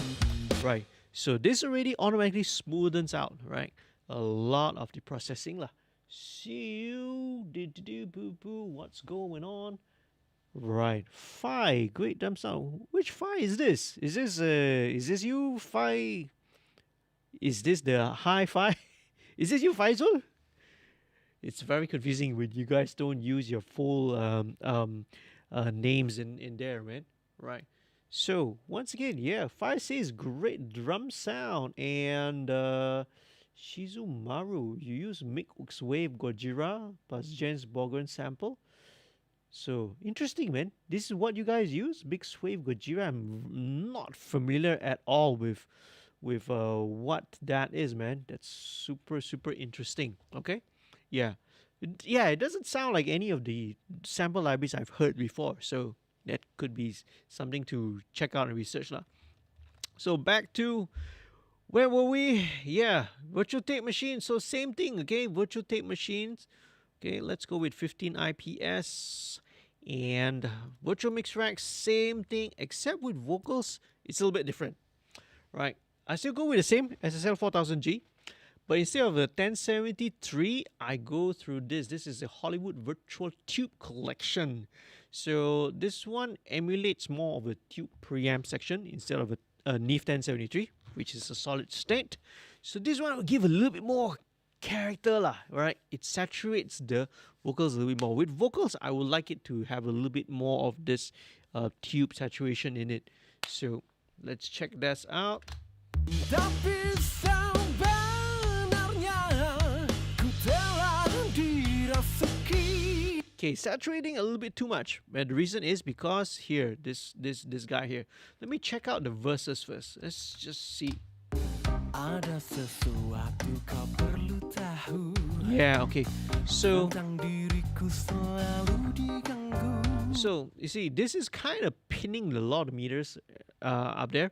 This is because the level of the vocal is a bit on the hot side lah. So this is a huge topic which I'm not going to cover, not going to talk about in this live stream. It's way too long. This is all about gain staging in digital. Some people don't care. Some people say it's nonsense. Some people say it's bullshit. But hey, it's actually a very important thing, okay? So what I want to do is I want to sort of optimize this, and that's why I have this trimmer here, so that it's going to hit at about minus 18 dBFS, okay? So that will kind of optimize the signal, the gain structure, so that it's going to hit virtual channel nicely. It's going to hit the Hollywood nicely. It's going to hit the compressor later on nicely as well. So let me do that first of all, okay? So I'm going to bring this down about, so trim it down by about 6 dB. There are different ways of doing it as well. I could of course also just take all the vocals and just clip it gain down by 6 dB. Does the same thing lah, okay? Right, same thing as well. But just because I have this here, so it's a bit easier. So let's check again the chorus. Let's see how hard is it hitting now. Should be better. Okay. Yeah, better, okay? Because just now you could see that it was kind of driving it in a little bit of overdrive. So a little bit is fine, but a little bit too much, yeah, it starts to get a little bit fuzzy, okay? So where were we just now? Okay, so after the Hollywood Tube collection, right, what I have next is this is FG Stress. And Stress here is an emulation of the Empirical Labs Distressor. Okay, so the Distressor is a super awesome. I wish I had a real one. Okay, right, maybe if I find a good deal, I'll go and get a real one now. Okay, right, so hopefully, no, not only one, I need two. You need a compressor, you need two of everything so you can process in stereo. So anyway, this is set to parallel processing, and with vocals, I love doing parallel processing on vocals. Okay, parallel processing, in short, as the name implies, you are combining, right, in parallel, the unprocessed audio, and another one you are running it through whatever kind of processing, be it compression, EQ, saturation, dynamic, or whatever, right, and blending the two together in parallel. So basically this is what it does. So it's splitting the signal into two, compressing one, right, very hard, right, fairly aggressively compressing it, and then mixing it back together. So you get a very transparent, very natural form of compression. You get this solidness where the heavily compressed signal offers. It makes the vocal very solid, but you still get a little bit of natural dynamics from the uncompressed vocal, right? So this is how I set it. This is usually I start at 50-50. I like doing it at 50-50. Okay, but I would sometimes, depending, if I'm mixing a ballad, sometimes I'll go down back to about 30%, but 50-50 is a good starting point. Okay, so let's check it out. You can see that this is hitting really hard, 17 dB, sometimes, maybe even reaching 20.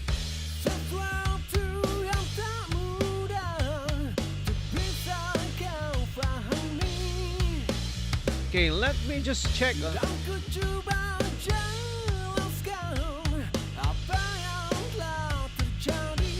Okay, it's also right. It can also kind of introduce a little bit of harmonics back in. So let me just see which one.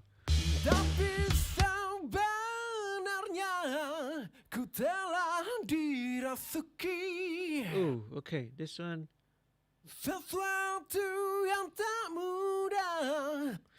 Okay, I got to listen in context lah. Otherwise, it's hard to decide which one works better. This is cleaner. This is a bit fuzzier.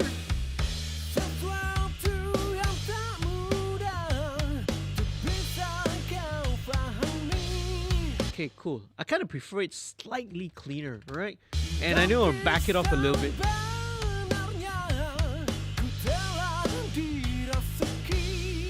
Because it sounds a bit too squashed.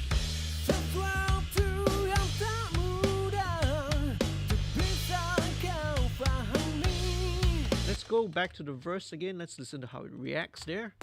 Ada sesuatu kau perlu tahu tentang diriku selalu diganggu bisikan yang sering menghantuiku membuat hidup jadi tak menentu percaya. Yeah, let me take this kick drum. Let me just dial this back a little bit. Yeah, where are we? Okay, where are we? Kick drum. Okay, right. I think I just need to take the attack off a little bit. Well, so let's go with the lightest 6 dB per octave.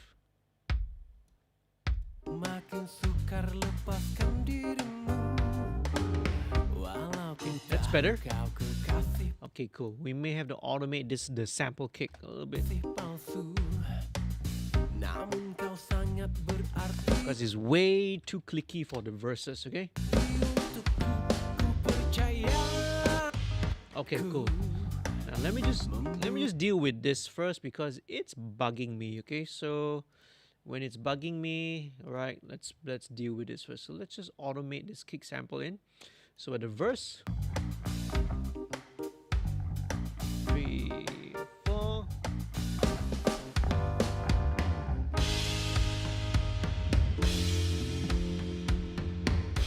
So every time it goes into the more rockier parts, well, let's just automate this guy. All right, so just do. Okay, then when it goes back to the verse, we should bring this down again. Right, because otherwise the verses sound way too. Okay, very cool. Da, da. So same going into the pre-chorus.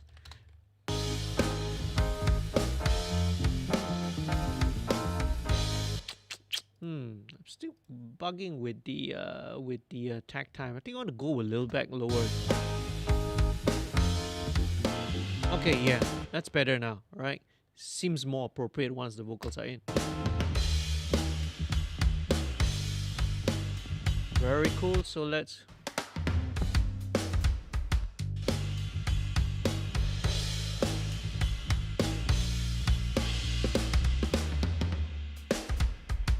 Okay, let's take this back down. So again, when it goes to the verse, let's automate this out.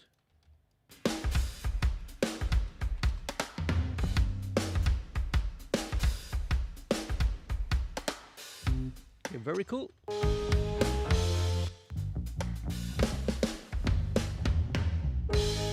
Alright, let's go. So back to pre-chorus. I think for the rest of the song, it goes, should be fine, I think. Except here. Yeah, here is fine. Yeah. I think for the rest of the song, it can be at that level. So, okay, let's deal with that. Let's go back to the vocal, right? Okay, let's listen to the verse again.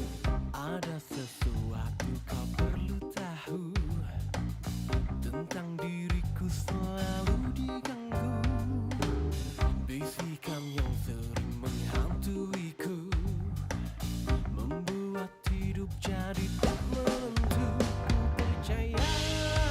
Okay, a little bit of there's not a lot of sibilance issue actually, so Ada sesuatu kau in fact, I don't need the sibilance here, so let me turn this off, right? Because it makes it sound lispy. Okay, so next thing, I have an instance of the Waves Renaissance compressor, all right, R-comp, okay? So this guy is just gonna do, all right, a little tiny bit. Again, let's go to the chorus because it's the most dynamic part of the song. Tapi sebenarnya ku telah dirasuki. Okay, very cool. This, right, is a pretty fast attack, 2 milliseconds, right, and a pretty fast release. 4.4 ratio. What this is doing, I just want this is just going to catch the very loudest peaks. Okay, just a little bit and not more than 1 dB. Tapi So let me adjust the threshold. sebenarnya ku telah dirasuki. Try to break it down a bit. Sesuatu yang tak mudah untuk bisa kau pahami. Let's see. Right, that's it. All right. This is just not doing more than 1 dB of gain reduction on the loudest peaks lah. Okay. I saw something interesting there, right? Right. And oh yes, it is. It is the one and only Phi. Hey man, hope you're enjoying the monitor speakers and listening to this on the Calis. All right, super cool. Right. All right. For everyone's information, Phi just I just managed to source some new Cali audio monitors. Hopefully you're enjoying it. So Pang, hey, hello. Pang says, hell yeah, JD Padu, N.I.A, Pasir Mas Act, represent. Yeah, all right, man. Very, very cool. Nia say kata, oh, Lewitt 440 Pure. That's why it sounds good, because that's the mic that I use also, man. Lewitt 440 Pure. This is an awesome. That's why it sounds very, very smooth. Very smooth. I don't have to do much to it, right? So, it gives me a very good starting point. Very clean. There's not a lot of distortion to it, which is excellent, right? Because the 440 can handle. But the 440, all right. So I do notice that sometimes the 440, yes, because it does not have a high pass filter, and because the frequency response is so wide, you actually get a lot of bottom end from the vocal as well. So kadang-kadang it can be a little bit of a problem lah. Okay, but it's great, man. Lewitts are fantastic. I love this microphone also. Okay, cool. Right, so where are we now? Okay, we're still in the corrective stage, but here's another thing I want to check out. I want to show you all. So this is Slate Digital's MetaTune. This is a brand new plugin, brand new, maybe about a month or two, which they developed. So this is super cool. Now, I've set this to sort of be a very mild pitch correction, right? So, in fact, let's go in. In fact, let's go down to. Okay, and we're gonna engage the note stabilizer. Okay, so I've been reusing this quite a lot recently, and long story short, I when they first introduced it, Slate Digital put out some of their promo videos, the teaser, the review videos that they did. The video they did, right, was like super chincai, So I actually posted a comment in the video saying that, wow, so terrible lah, so thorough lah. And I actually got got some bad feedback from it. Some other people started criticizing me, but again lah, they always take things out of context. So I was criticizing not the quality of the plugin, but the way that Slate presented that video, saying that, oh, this is the most natural sounding blah blah blah blah. But the way that they did it was way overboard, and all I commented was, I said that, hey, if you use this kind of setting, right, the client is going to come back to you and say, please change this and fix this lah. So, right. Anyway, long story short, but it's really cool. I get really good results. But the cool thing that I want to sort of show you all with MetaTune is that it also comes with this super cool feature. It's got this doubler that's already built into it. So that I always like to use the vocal thickening trick where I have to manually, run it through the doubler plugin. This is super cool when it comes out, right? And you're gonna hear this a lot, and I'm gonna use this to sort of dial this in, okay? So let's just check it out. Ada sesuatu kau perlu tahu tentang diriku selalu diganggu. Okay. Okay, this is obviously a bit too much. What if I go extreme? 100%.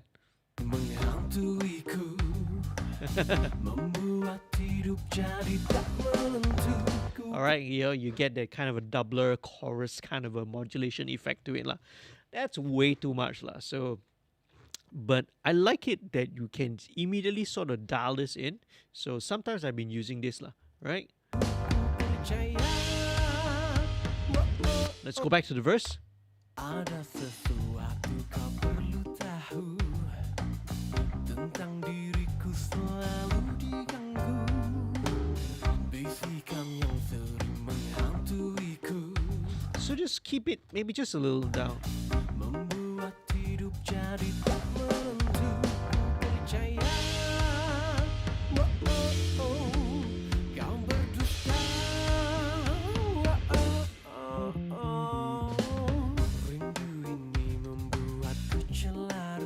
Okay, very cool. Semakin sukar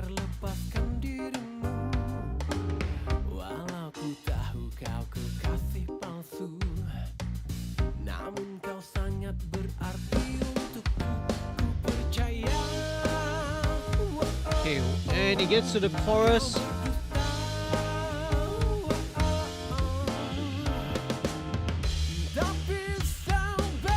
okay, cool. Right, very cool. So this is kind of stepping into the creative side, the creative processing. Remember I said early on, right? I sort of roughly divide things into two. The corrective processing, which I've done, take out all the super bottom end, some of that resonance at about 700, no, at about 1.2K just now. Smoothed out just a touch at 5K.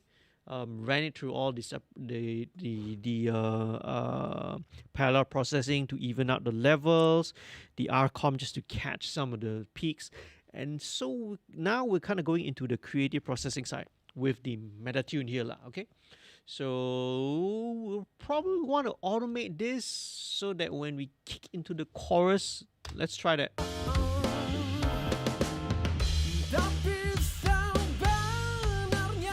So let me put it in right. So the choruses should be.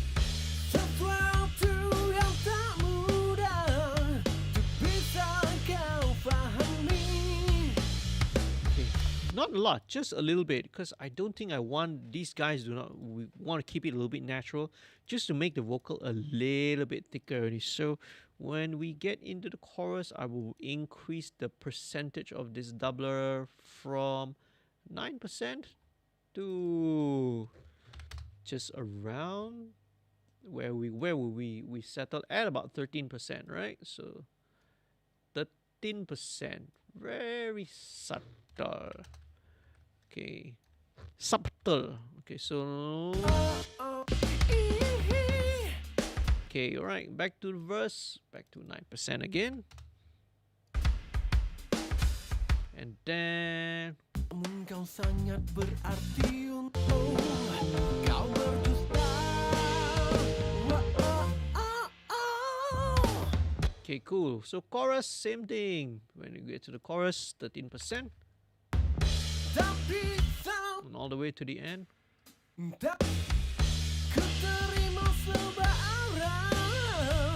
Very cool. Yeah. So just a little bit. All right. Just a little bit. So let's play around with that. Okay, sweet. So now let's move on to the creative side. Okay, I mean, we are kind of already in the creative processing side of things. But now the creative side is all inside this group, the lead vocal group here. So this is all grouped and collected into here. So there's a bunch of other stuff as well. So here we go. First thing first, I'm going to go with, this is U80's 1176 once again. So,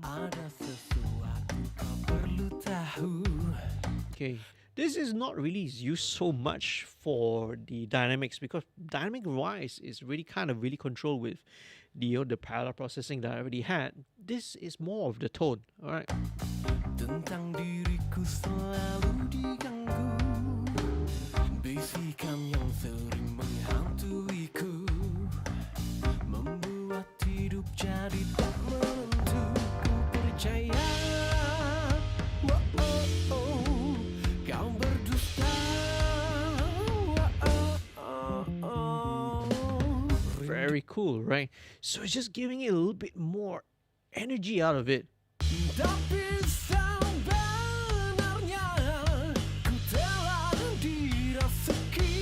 Yep, so yeah, this is fairly aggressive. And you can sort of hear the byproduct of all that compression is that, it has really brought up all of the sibilance out. It has brought out detail, but also, right, byproduct lah, right, of all this heavy compression is, some of the sibilance does because come up. So that's why we have a second de-esser here to control it.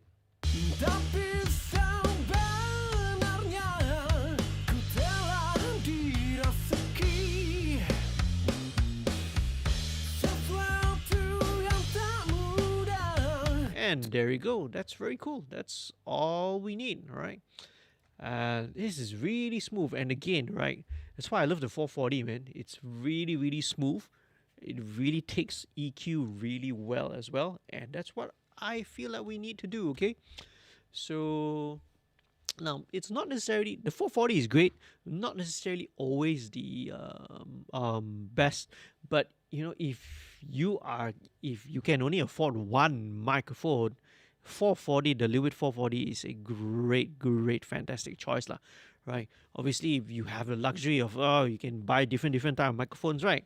I would I also wish lah that I could lah. Okay, but okay. So next thing, now after setting the 1176, I am going to engage this Pultec EQ. This Pultec EQ is actually before the 1176, so this is actually going to cause the compressor to act slightly differently because I'm going to be boosting frequencies into the compressor. It's going to make it push a little harder, but it reacts in a different way. All right. I could always kind of EQ it first and then compress, but then sometimes when I EQ and then compress, then I feel like it's changed the tone. Then I need to kind of go back and EQ again. I feel that this way it makes it easier for me at least lah. Okay, right. I would set the compressor first, then I kind of EQ into it, right? Okay, so I feel like with N.I.A's vocal, it could push a little bit of that 3-4K region. So let's check it out. Rindu ini membuatku celaru. Okay, Semakin bypass. sukar lepaskan dirimu. Walau ku tahu Automatically, I usually go for the broader setting.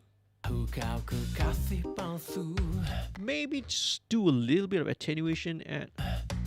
Namun kau sangat berarti untukku. Ku percaya. Kau berdusta.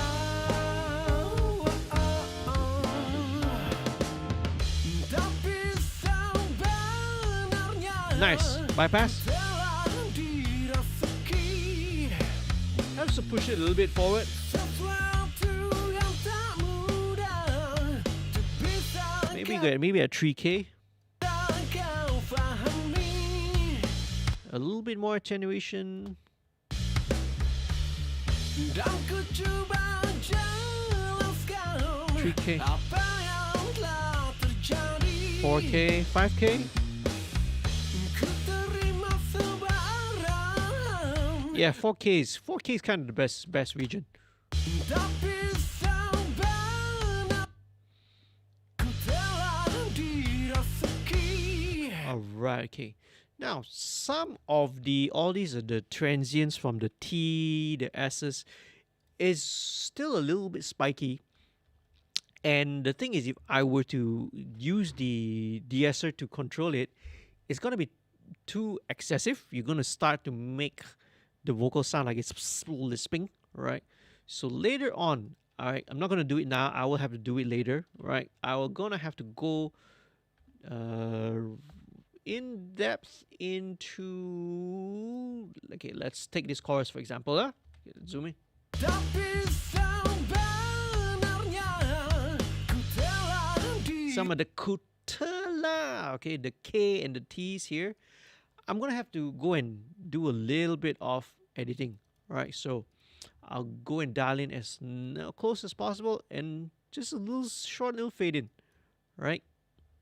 ku telah Alright, so the tala also a little bit, just to shave off a little bit of that, the transient.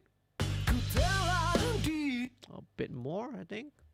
ku telah Yeah, see, that's better. ku telah dirasuki.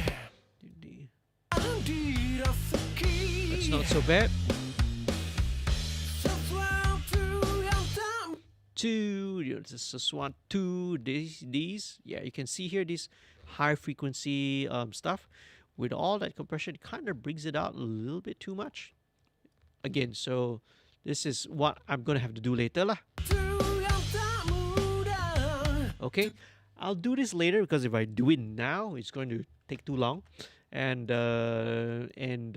sometimes you won't know because only when you start mixing in then only you see, okay, these things start popping out, right? So you have to do this later in post. Okay, so Sesuatu Okay, so I'll deal with all that. So next thing I want to show you is Vocal Rider. So Vocal Rider is also, this is the sibling of Bass Rider that I had earlier on. So this one, I'm just going with the smooth ride preset. Is super gentle. This isn't really going to slam it too much. Just we're gonna have very gentle control only. Set the range to about 6 dBs, right? It's the range, maximum, minimum range. Let's look for a nice balance. Waktu kau perlu tahu tentang diriku selalu diganggu bisikan yang sering menghantuiku. Right, okay, so you can see Vocal Rider acting there. I will have to compensate by about 2 dB. Membuat hidup jadi tak menentu, percaya. Okay, so what about the chorus? So let's go from pre-chorus into chorus.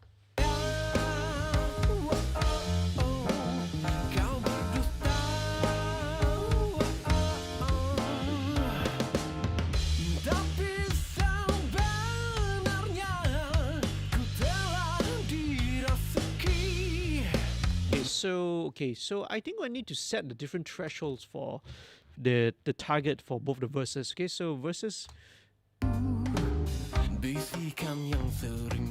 So chorus will be about -35. So the verses would be.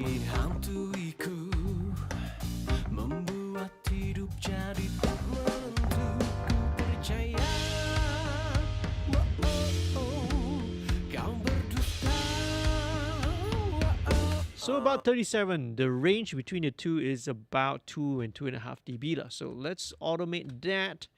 Okay.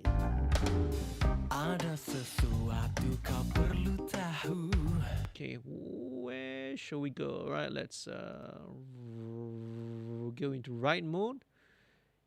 And this automation actually reads here. Okay, I'm not gonna do that because this automation in here, it will actually write the automation of the rider, this rider fader. That one is another way of working with Vocal Rider, but usually I don't use that lah. Okay. I'm just gonna automate the target of this. So, and then when it gets to okay, at the tak menentu.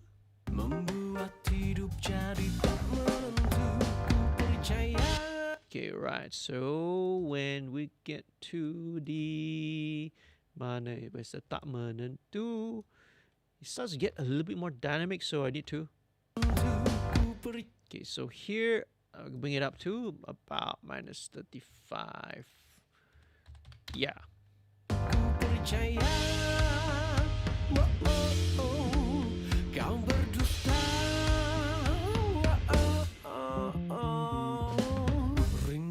Okay, then back to this verse, goes back down to, right, threshold -37.5. Okay, so this is so that the Vocal Rider doesn't act too crazy lah, okay? Because if I set it on one threshold setting, then it goes nuts on the, it works too hard on the verse. Okay. Ooh. Okay, because it's a very dynamic song, so we need to play around with it. Okay, so this one should be 37.5.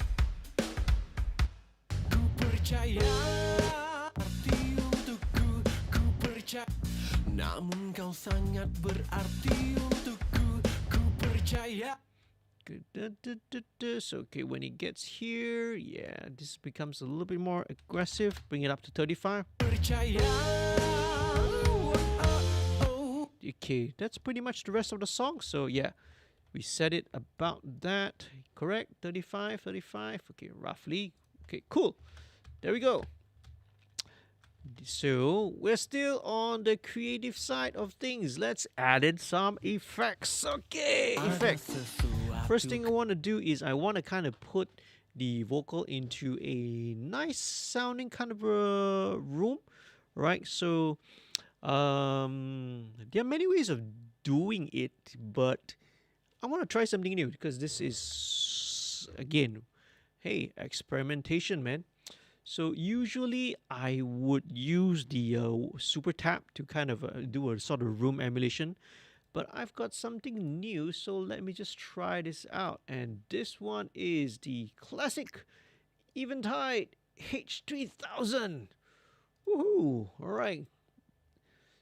All right, the H3000 Ultra Harmonizer.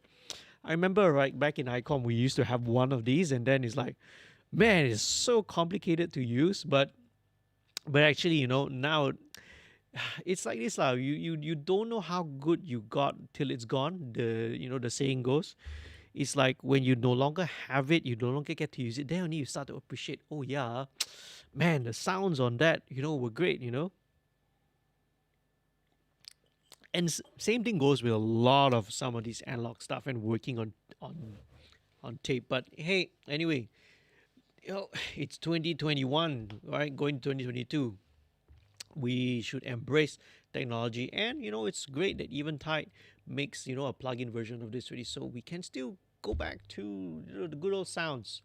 So what I want to do is just to kind of put this into a kind of a room, and let's just look. These are all the presets from the from the how to say from the Eventide. So let's just use this, okay? Which one should we go? Let's go with dynamic thickener. Let's check it out and see. Let's check out and play around. Let's have a little bit fun with the Eventide. We used to mess around with all these effects and then, ridiculous. Waktu kau perlu tahu tentang diriku selalu diganggu. Bisikan yang sering menghantuiku. Very cool. Membuat hidup jadi tak menentu. Ku percaya. Whoa. Very, very interesting. Okay. Not super tap. Hello. Eventide. There we go. Kau berdusta. Let's bring the width a little bit. Rindu ini membuatku celaru. Interesting. Semakin sukar lepaskan dirimu. Very interesting. Okay, so this is kind of what I wanted to do, is kind of just to place the vocal inside a nice sounding room, like a really fancy, nice, a big wooden studio kind of a room. So that is kind of basically what I want to get at. But let me just try and check something else out, okay? Sound design. No, these are all for sound effects. Effects. Excuse me. Okay. I woke up really early today, like 7 a.m. in the morning. Took a nap, and now I'm mixing at night. Okay, short echo. All right. So okay, let's check this out and see. Let's see what this does. Tapi sebenarnya ku telah dirasuki. Very, very nice as well. Sesuatu yang tak mudah untuk bisa. This is perfect, man. It's a perfect for placing and giving a little bit of space to the vocal. So let me keep this in mind, okay? So this short echo is really, really good. I'm gonna have to take time to really explore everything. Okay, let's look at this phantom double. Very interesting. Dan ku cuba jelaskan. Okay, very cool. All right, very cool. Very, very usable as well. Okay, but I think I know what I want to do already, okay? This is exactly what I wanted. Just a short echo, just to give it a sense of space lah, right? Apa yang telah terjadi? Ku terima sebarang dari halusinasi. And there you go, right? Listening context. Tapi sebenarnya ku telah ada sesuatu kau perlu tahu. Okay, very cool. So I'm gonna add a little bit of mono delay because why not? Okay, why not? Tentang diriku selalu diganggu. So this one is just to give a little bit more front back space to it. The first one, the eventide just now is to kind of place it in the room. This one is just to give it a little bit more front back. This is a mono delay. Bisikan yang sering menghantuiku membuat hidup jadi tak menentu. Ku percaya. Okay, very cool. So let's automate a few other stuff. Okay, so now mixing is all about, I mean, everything in music lah. It's about dynamics and trying to capture the listener's attention. So in mixing, we're also trying to achieve that same goal as well. We're trying to pull the listener through the journey so that every time we're transitioning, we don't lose their attention. We grab their attention. We try to grab the listener's attention and pull them along the whole ride. So one of the ways to do it is to work with dynamics, right? If everything is kind of flat, everything is kind of static at one point, it becomes boring and then you lose the attention. So what I'm gonna do here is to add a little sense of dynamics in here. I'm gonna change the delay, right? So when the chorus kicks in, I'm gonna be dropping in a stereo delay instead. Okay, so let me just sort of automate the point first.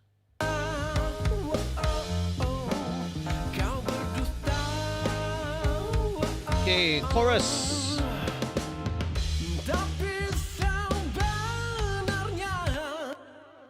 Okay, there you go. You can sort of hear it. Right, let's check the stereo delay. Okay, this should be quarter notes. I think this works good, right? I don't need the this is just a little bit of a stereo delay. So versus mono, you get a mono delay, and then when the chorus kicks in, suddenly the vocal gets a little bit wider, the stereo delay expands it and pushes everything a little bit to the side. Everything just becomes bigger lah. This is what we create dynamics.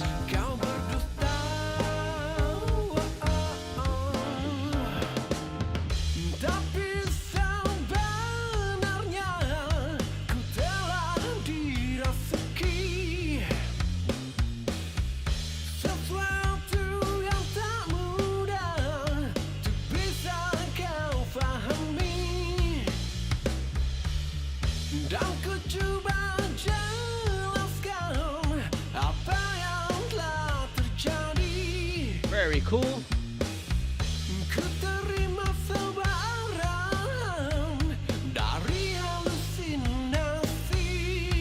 Okay, I'm just hearing a little bit, right? I have another API 560 down here just to have a little bit of final tone control. I just want to bump out a little bit of 1K, right? Just a bit. Okay, just not much, okay? So now, once we get out of chorus, disengage from the stereo delay. So rinse and repeat.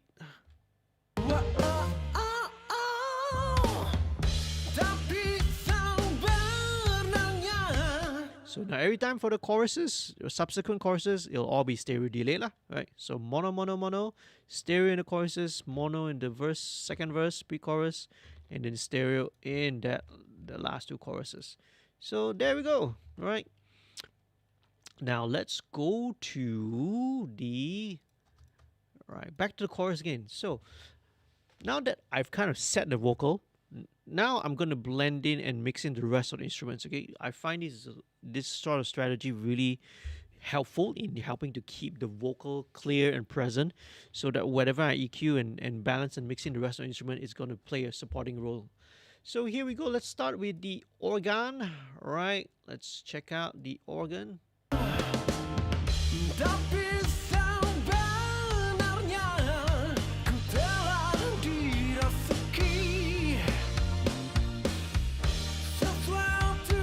Same thing, I want to give this a little bit of stereoization. So let's go with same thing, all right? Isotopes, ozone imager, stereo eyes. Let's go crazy first. Let's see how crazy it goes. Not too bad. Okay, all right. Let's see how extreme is this.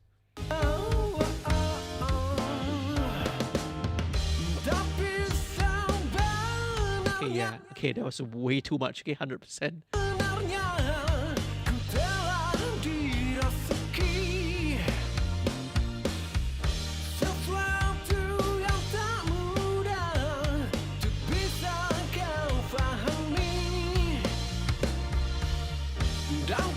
Okay, very cool. So I like where it kind of sits right now, but I just want to check and see whether I can sort of make a little bit more space for it. And the perfect thing that's gonna work great for this would be an EQ that can do MS mode. So let's do a little bit of MS on this baby. Let's do a little bit of MS on this baby. So this is the AMAC, the EQ 200. This is like the mastering EQ. Where is the MS setting? I forgot already. There you go. Mid side. So normally this would act as a normal stereo 2-channel EQ, left and right. But we engage on mid side mode. This will be mid and this will be side. So on the mid side, we want to take out a little bit of the the vocal range, so it lets the vocal cut through. But I don't want to affect the sides, you see, just the mids. So let's go and dial in auto listen. Let's set it on auto listen mode. Okay.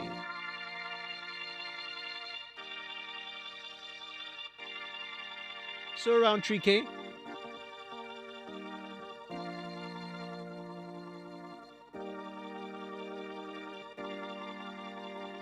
Okay, doesn't need to be much. All right, let's listen in context.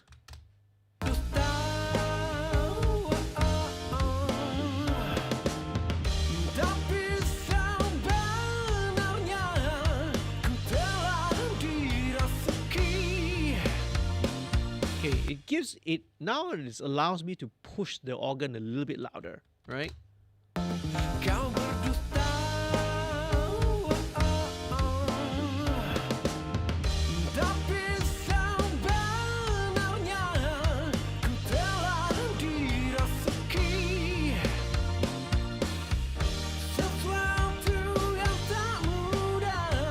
Can push the width a little bit more.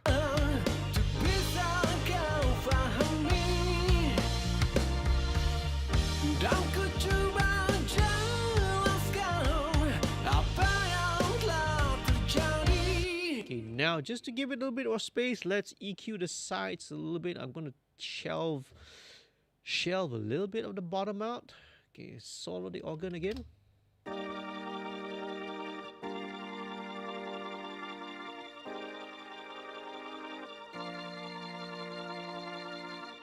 Yeah, just shelve it out. Not anything below.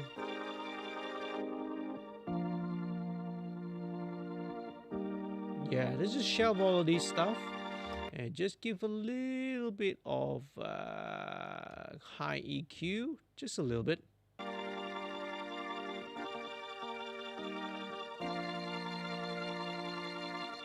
Okay, once again, these are the sides, okay, right? I'm not doing it. I noticed what is going on. Okay, I had this parameter link thing happening. So the annoying thing is when I did the low shelf, it was taking out the lows from this, which I don't want. Okay, so let me just bypass all this. Let's take out the parameter link. This was also taking out some of the mid range from here. So okay, cool, that's better. Bypass that.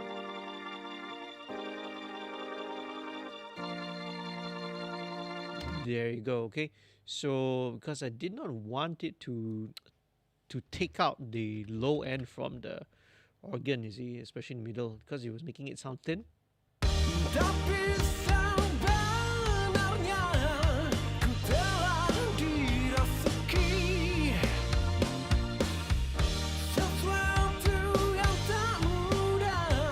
Okay, very cool. We got that. All right, and let me just rename this. Why did I label send here as SEND. You know, it must be the engineer brain at work, like, you know, talking about send and returns, send and returns. Okay, so there we go. Let's move on. Guitars. Okay, let's go to this. Let's go to this sort of the overdrive tone. Yeah, let's check it out.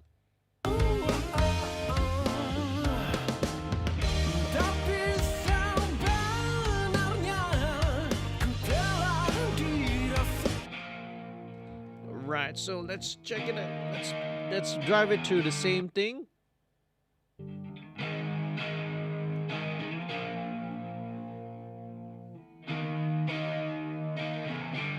Okay, now with guitars, I don't mind this to have a little bit of saturation, but I gotta be careful that it doesn't go into overdrive, because this is what happens.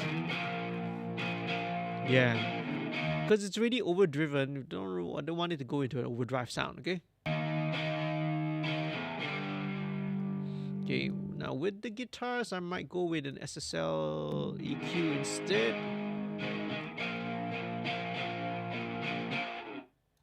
Take out some.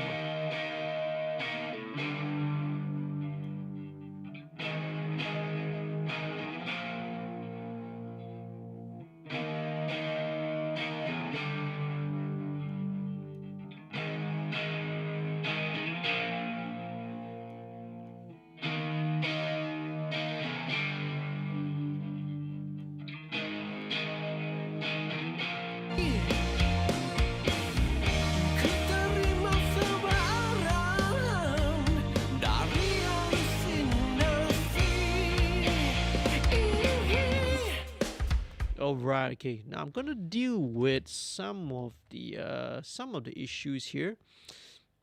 It sounds a little phasey, alright? The guitar does sound a little bit phasy. I may have to deal with this. Okay, but generally what I kinda did was just gave it a little bit more brightness, a little bit more bite. Now I just need to take out a little sort of just deal with a little bit of the unevenness.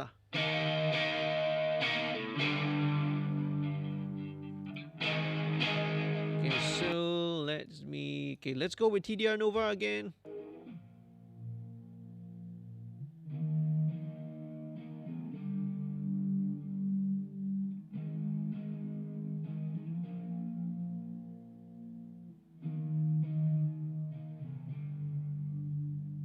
Okay, so we got a little bit of issues maybe down low below.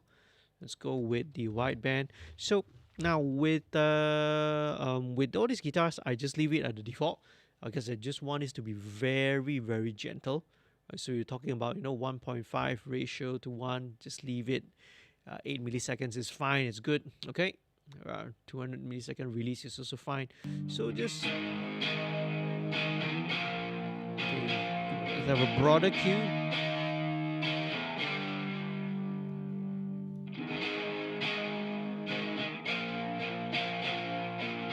Okay, right, so now a little bit of harshness at the top.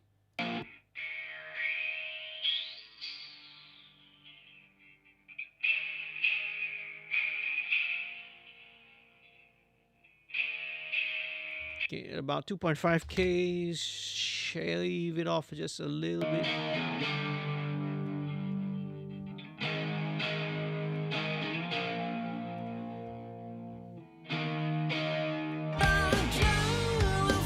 Okay, now I think this really needs to. I really need to sort of give it a little bit more bite because it is a little anemic, I would say. Let's go with 4 to. Let's go a little bit more aggressive. Let's go for 10 to 1. Which is sort of at opto actually. So let's go with maximum opto. Okay, opto settings.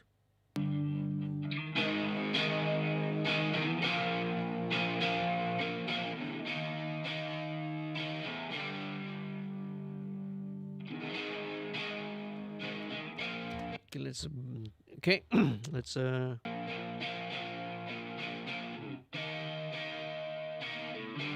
Okay, just need to compensate again.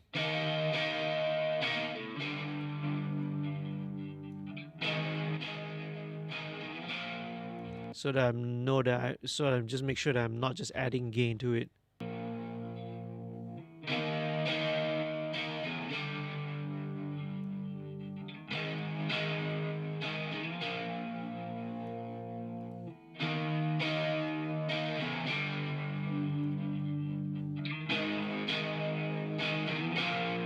Okay, let's see, add a bit of this.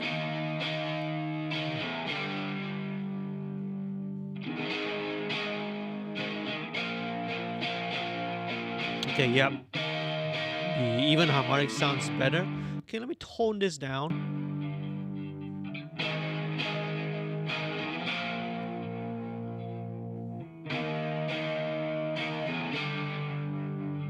Okay, let's go. Let's change it. Let's just try something else instead. Let's go with the API, right? Which I know is my tried and tested favorite.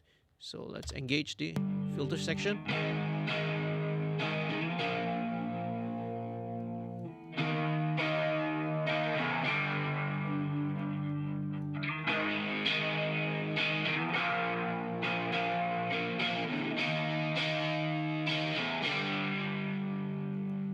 Nope, let's go.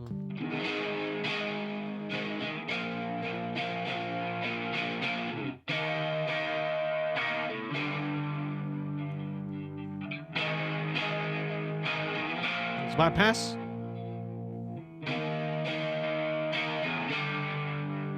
Okay, right. Let's engage the SSL because I want to have the filter there. But let's take out the high MIDI EQ.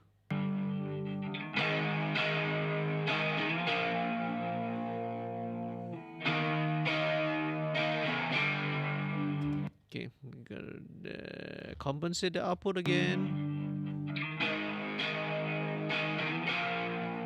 Okay, all right. Let's listen in context now.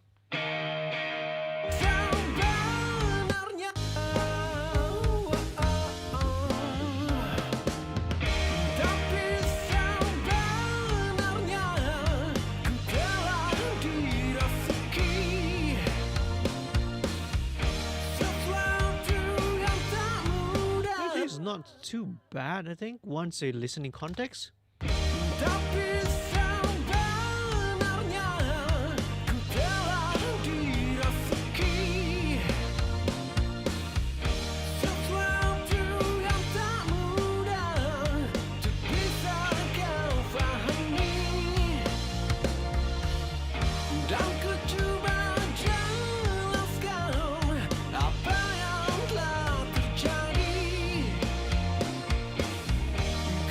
Alright, cool. Right. I'm pretty happy with that. So I think we can again give it a little bit of that roominess thing using the Eventide.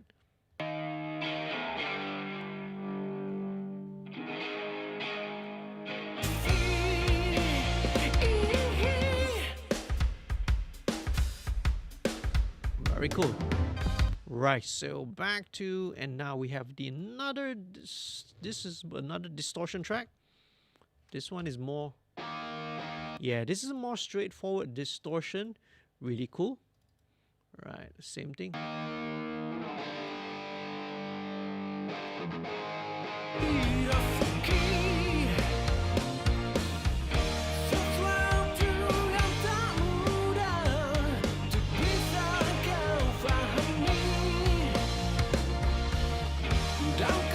Okay, this one is much more better. It's much more straightforward. This one just needs a little bit of brightening.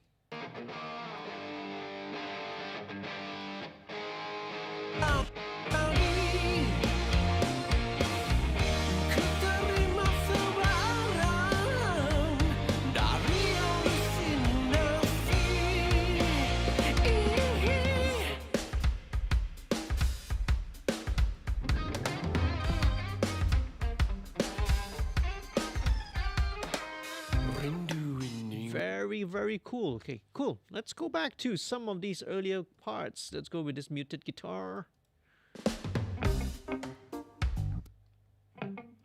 Very cool. Yeah. This is a straightforward kind of a clean muted guitar. It's already got a little compression onto it, so we don't really need too much. Okay, but what I will do is let's slap on a little bit of plate reverb to it, okay? Let's see what else is going on in the chat. Hey, thanks for still sticking around, guys. It's about close to 1 a.m. already. Awesome. Okay, Fi says, Spotlight only got time to test them tonight. Have to address a few now points in the room, though. It's alright. It's okay, man. Enjoy the speakers, man. Okay. So, biasanya this live stream usually it can last anywhere between 2 to 3 hours, 4 hours. So, thank you so much if you all are still watching this and still tahan lagi, okay? Even though now it's like close to 1 a.m. We still, not much, right? Just need to blend all these sound guitars in and then we should be there. So, okay, where are we? Okay, this is the muted guitars, kan? Okay, way too much reverb. Let's bring this balance down. Just a little bit. Shorten the reverb. A bit of modulation. Okay. Yeah, let's high pass or low cut some of the reverb. Take out some of that top end.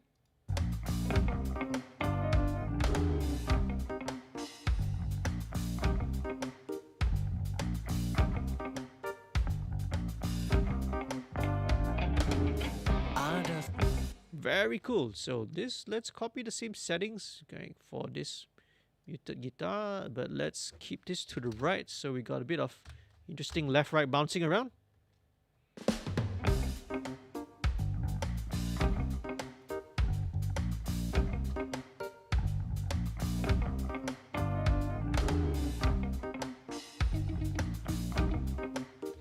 This keys, if I kind of pan it a little bit to the right, sounds a little bit more interesting.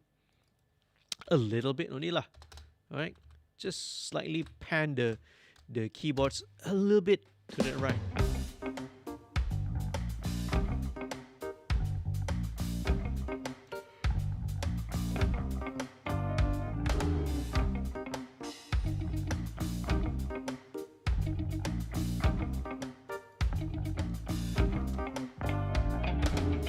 Ada sesuatu kau perlu tahu tentang diriku selalu diganggu bisikan yang Right, okay, very cool. These two guitars.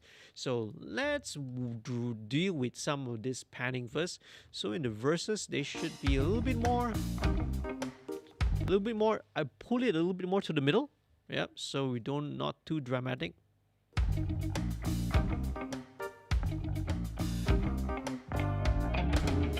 Ada sesuatu kau perlu tahu.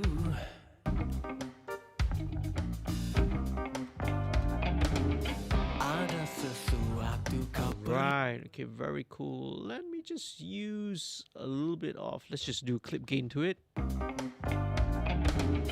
Ada sesuatu kau perlu. Ada sesuatu. I think better not. Let's just automate this guy. Don't be lazy, okay? Come on.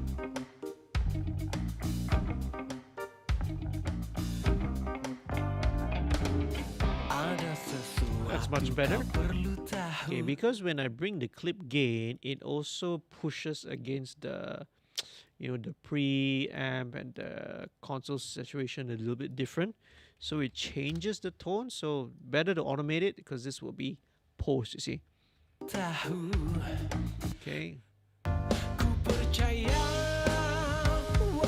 Then only in the chorus, hard right. So same goes with this distortion mono guy. So let's check this out. Ada Right. kau berdusta. So when it kicks chorus in, hard pan left and right. Tapi sebenarnya ku telah dirasuki. Okay, now this send drive thing. Okay, let's back off a little bit on this EQ lah. I don't think we really need it too much.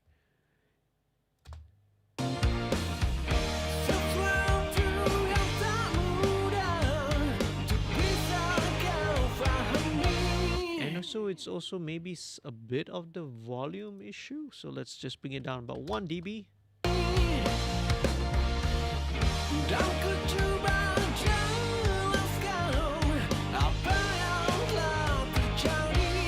Okay, let's check out this drive guitar. Is this the same tone that you guys were using?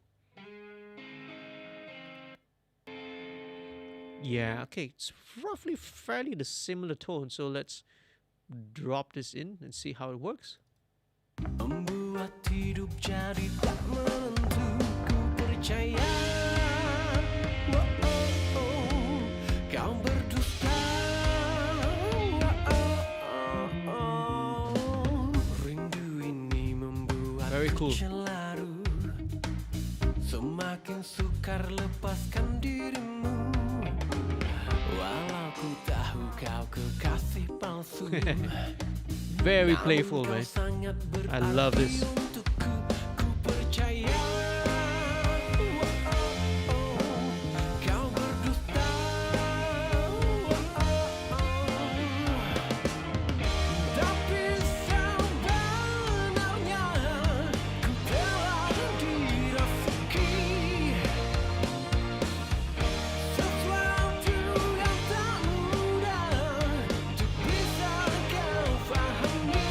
Very cool.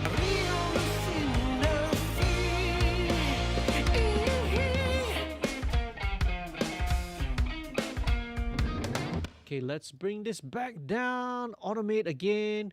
Now, a lot of these automation moves are actually more broad strokes. It's rough moves first. So same thing kan? Okay, same thing. This will go back up here when the chorus kicks in. A lot of automation.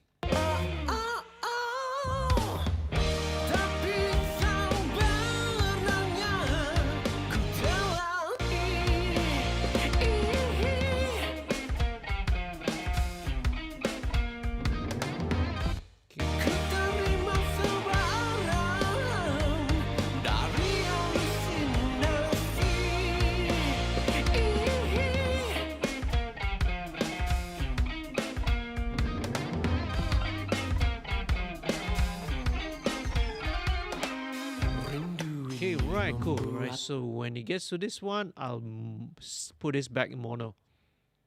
Automation fun. Membuatku ku percaya. Kau berdusta.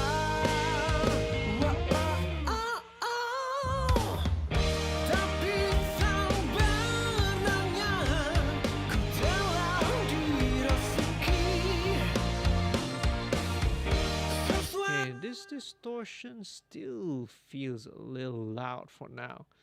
Okay, let's just bring this down about.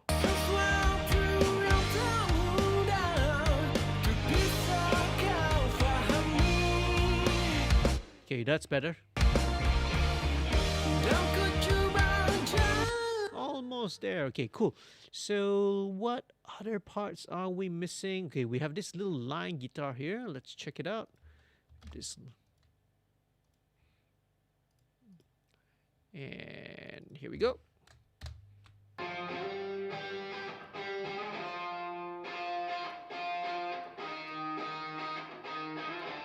Yeah, so this is more like an octave lines, right?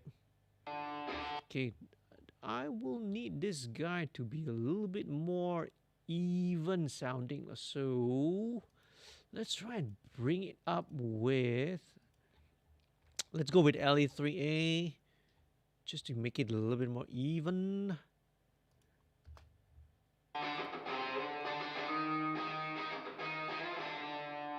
Again, not much needed.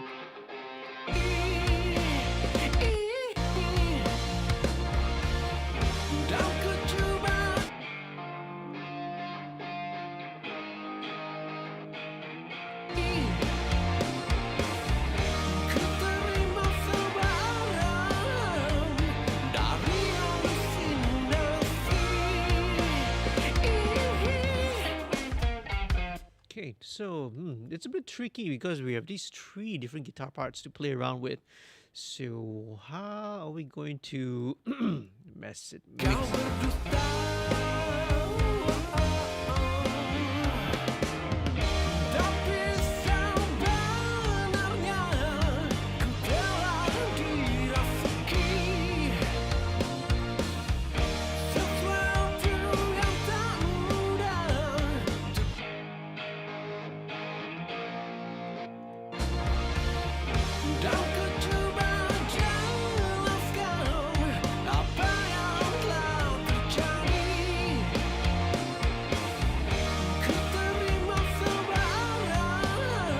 Right, okay, let's see.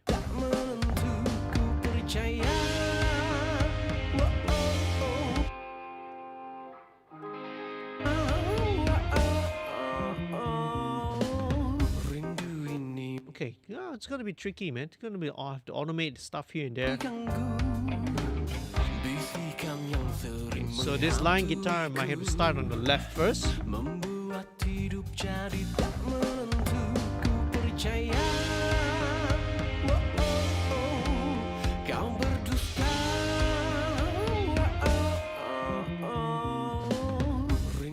So every time pre-chorus.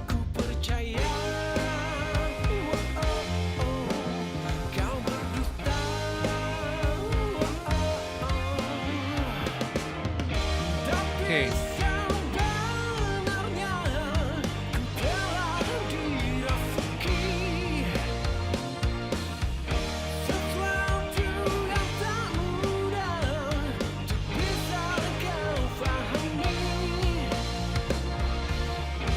Okay, right. Then when it comes to the chorus, it will come up on the right hand side instead. Anyway, these are just initial settings. They may change later on down the line. So here we go, back to this rough automation again.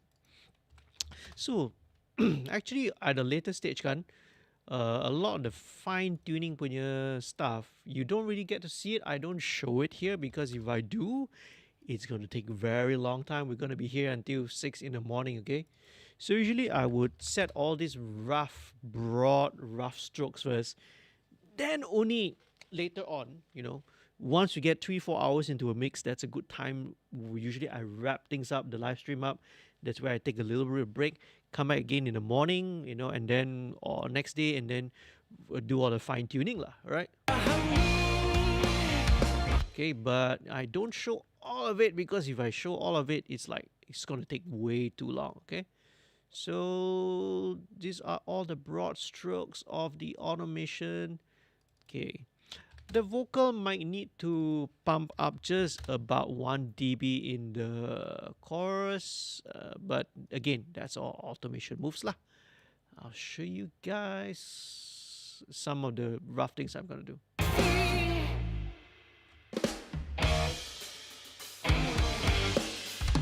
Very cool.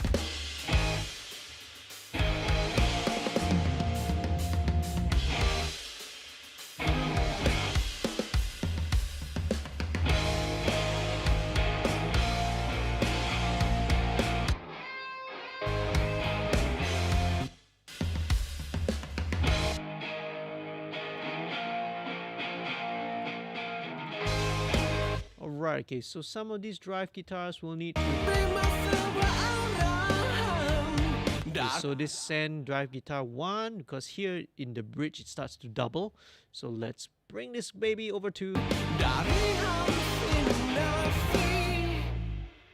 Okay, in fact, let's probably have it at about 75, okay, because there is already that mono distortion there.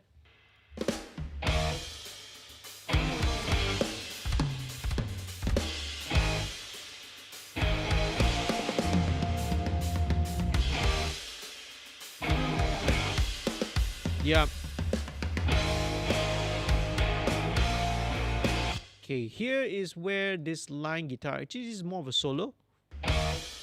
Let's bring it to center.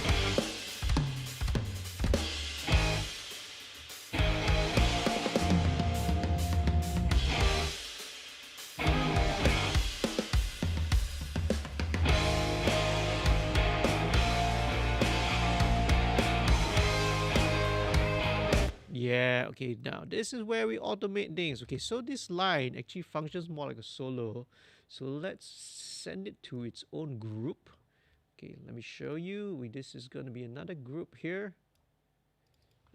Solo. All right, let's automate this fella first.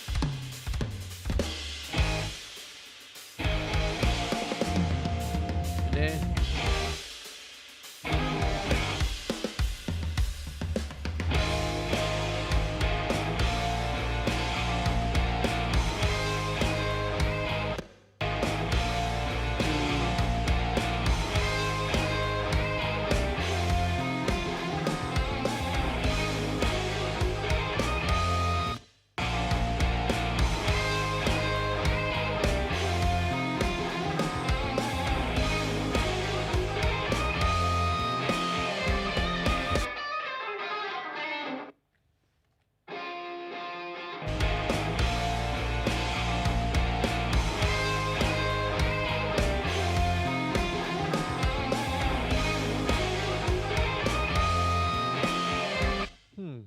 It's very roomy.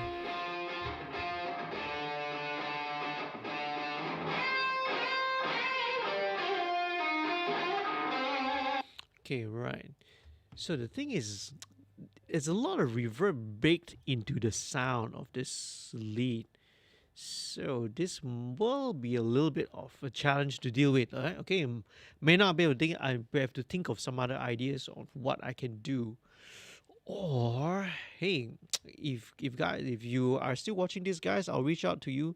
Maybe if you guys got another version of the solo gun without all the reverb inside it, it might be better because now it feels like it's got way too much reverb.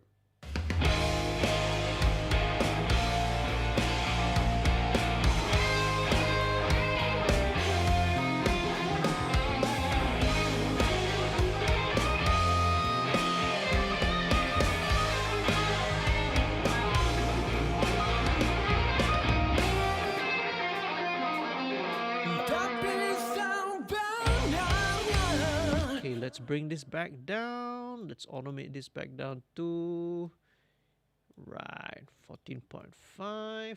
Okay. Oh, cool.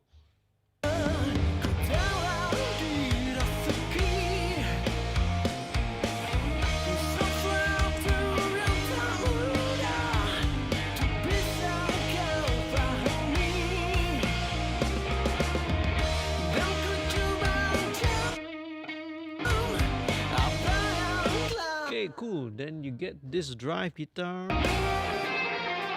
Definitely this one needs to push out to a little bit wider.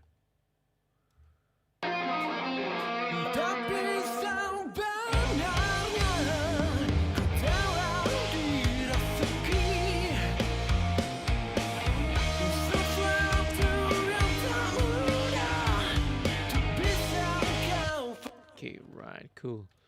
Automation, a little bit more automation. Just need to bring this down a tiny notch, just like 1 dB only. Right? Yep, 18.5.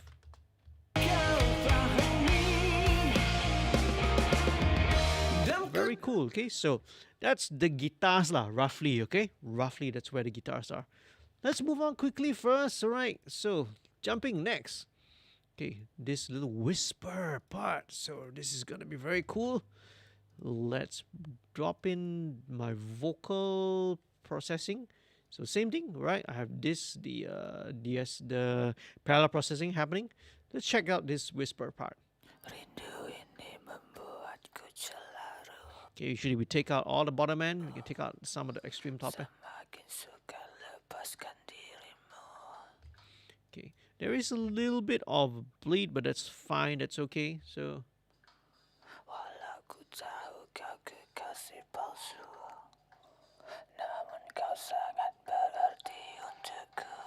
So there is this little tone, there's a little kind of a note to it. So let's just see whether we can notch it.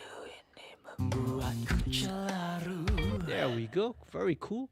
So what we're gonna do with this is, let's drop in, same thing, let's drop in the reverb little plate.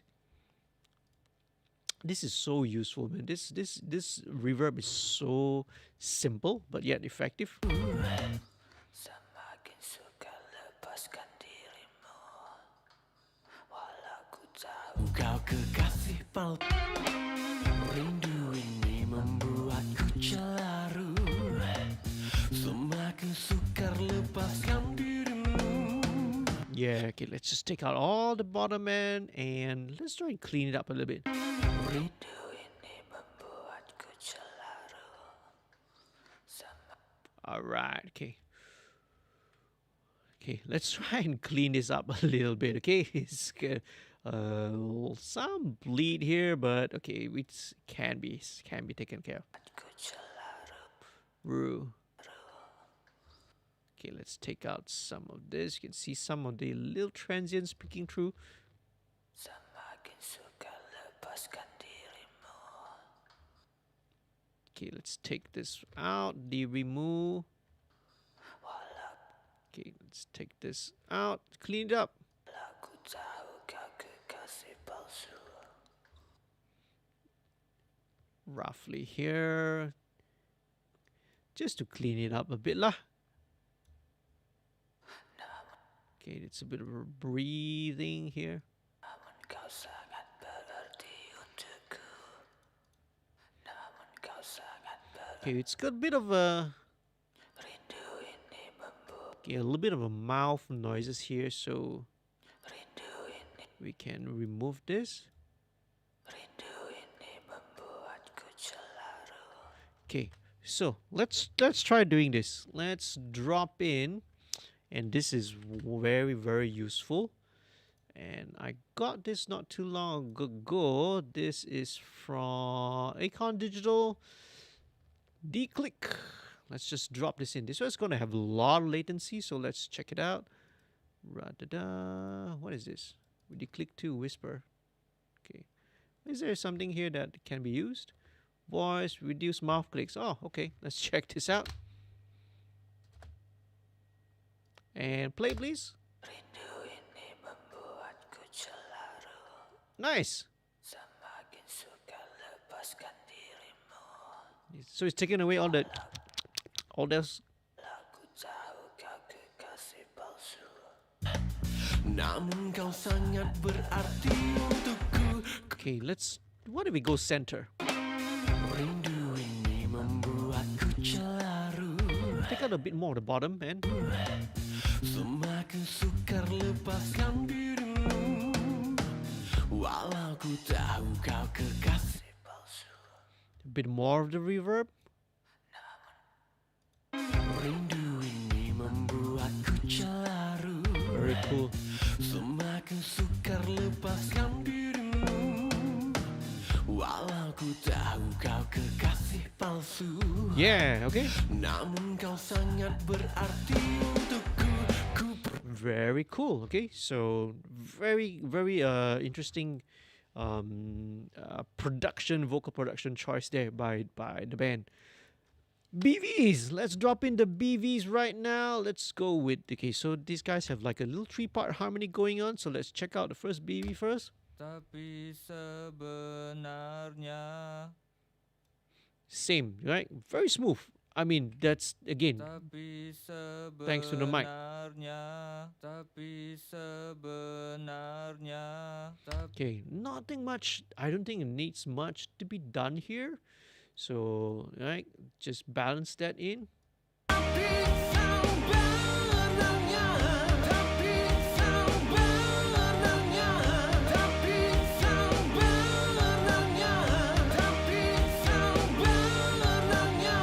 So let's go with the second part. The second part is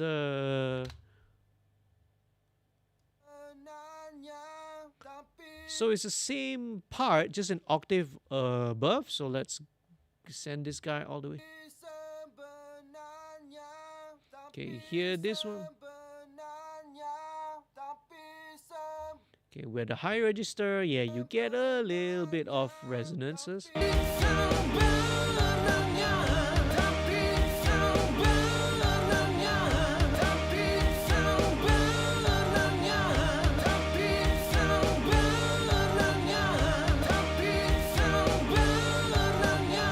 Okay, and we've got this one. This is... So this one is much higher. This is the top.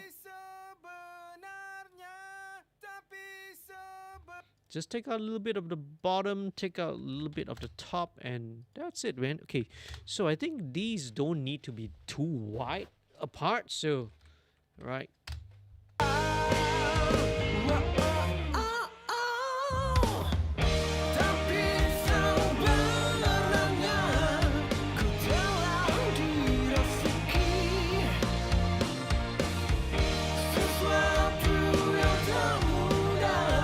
Okay, very cool. So let's solo these together.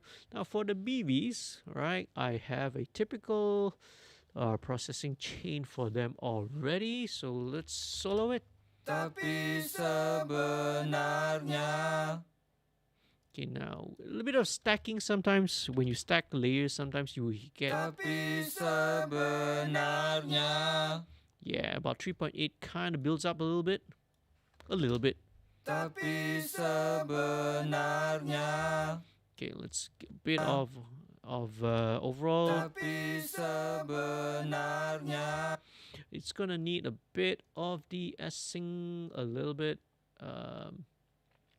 because sometimes, you know, mics like the 440, it's just too good for its own good sometimes.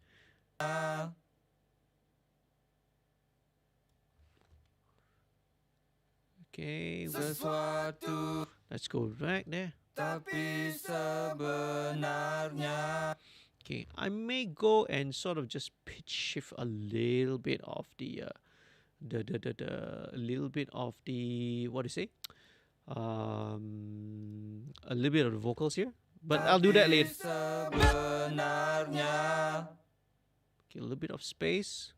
Tapi sebenarnya. Okay, a bit of stereo delay. Tapi sebenarnya. Tapi sebenarnya. Okay, I'm gonna chuck in just a little curve at about a little broad, little dip at 3K. Tapi sebenarnya. Ku telah di. Tapi sebenarnya. Ku telah dirasuki. Sesuatu yang tak mudah. Tak bisa kau fahami. Maybe not too wide, I think. It's too wide, makes it too... Let's bring it 50-50. Tapi sebenarnya. Ku telah dirasuki. Sesuatu yang tak mudah. Tak bisa kau fahami. Dan ku cuba jelaskan apa yang telah terjadi. Ku terima sebuah arahan dari halusinasi. Alright, okay, cool. So roughly, that's where I'm kind of getting at, okay? So let's go back to this bridge with the accordion.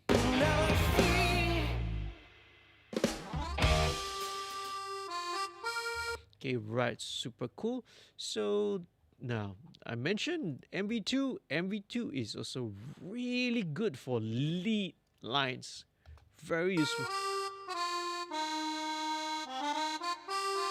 So, you know, because it helps to bring out all the low level stuff, right? Because it helps to bring out all the low level stuff,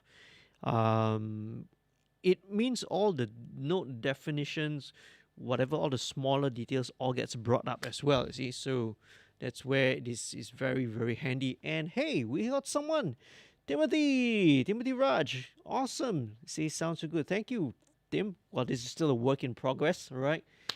Right. Awesome. Good to hear from you, man. How you doing? Thanks for joining in, even though it's a little late at night. Okay, we got a little bit more to go. Let's bring in the accordion.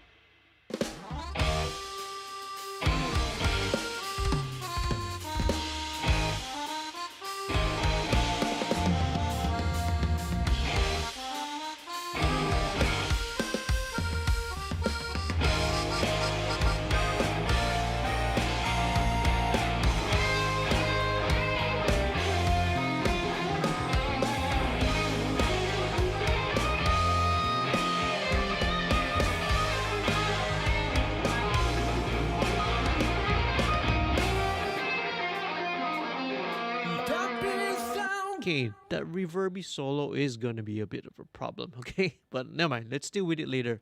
So last but not least, brass. Let's check this out.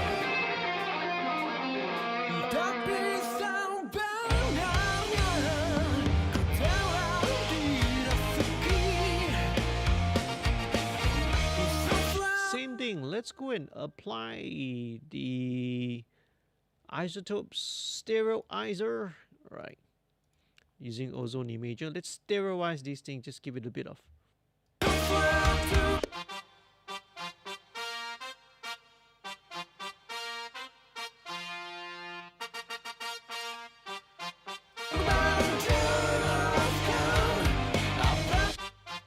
Okay, very cool. Let's bring the imager down and just compress it with horns and brass. LA3A is again really good. I really love that. So let's give it LA3A treatment.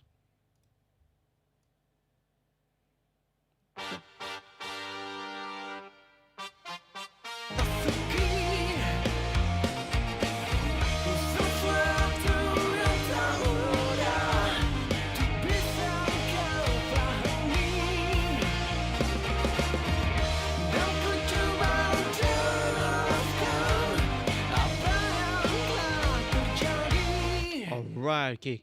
This is going to take a lot of fine tuning with the automation and balances at the end, because you got some of the lead guitars going on, you got the vocal, you got the BVs, you got quite a lot of stuff going on, man.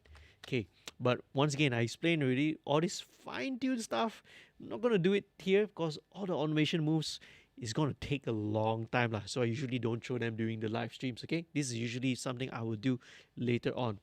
But okay, cool. Very almost there, right? So a few other stuff which I maybe just want to quickly show you.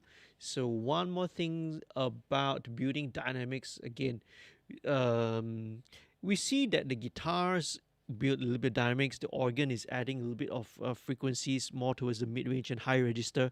But we mustn't forget also the bottom end needs to equally sort of, when you want to build dynamics, when you kind of build upwards, don't forget about the foundation as well. So one of the little things that I would do is just to automate a small little EQ boost to the bass, right? Every time we kick the chorus in. So I'm going to show you, this is what it is. It's just a 1 dB shelf at about 100 Hertz, right? A very wide Q kind of a boost, okay? So this will kick in every time the chorus comes in. Alright, the automation. Okay. 1, 2,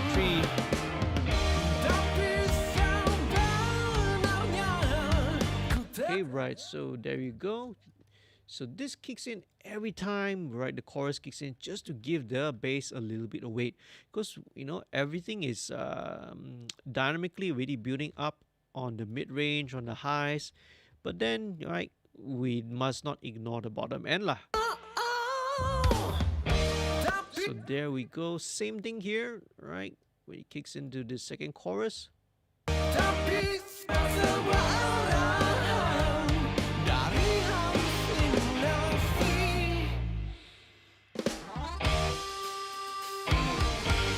Okay, very cool. And on right to the last chorus, all the way.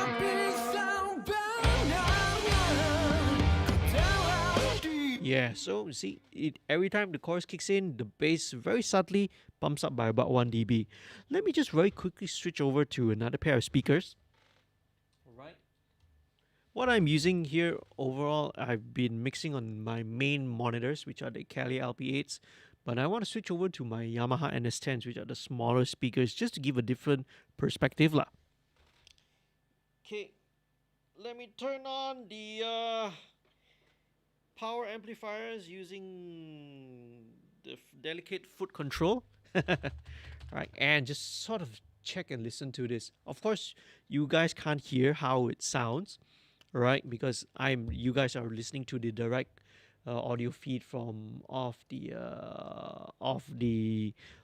Cubase, right? But I'm listening it through the monitors. You see, so let's listen.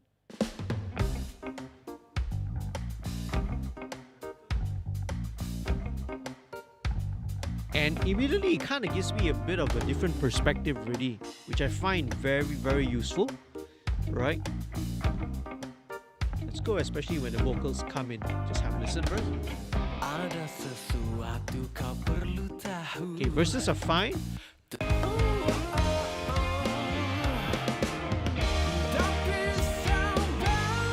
Yeah, so, yep. Need to pump up the chorus by about dB.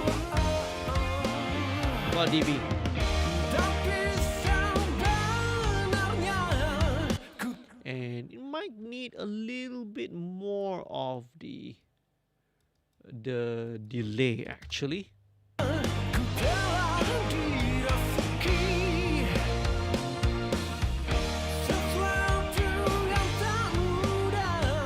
And it just bring in a little bit of that.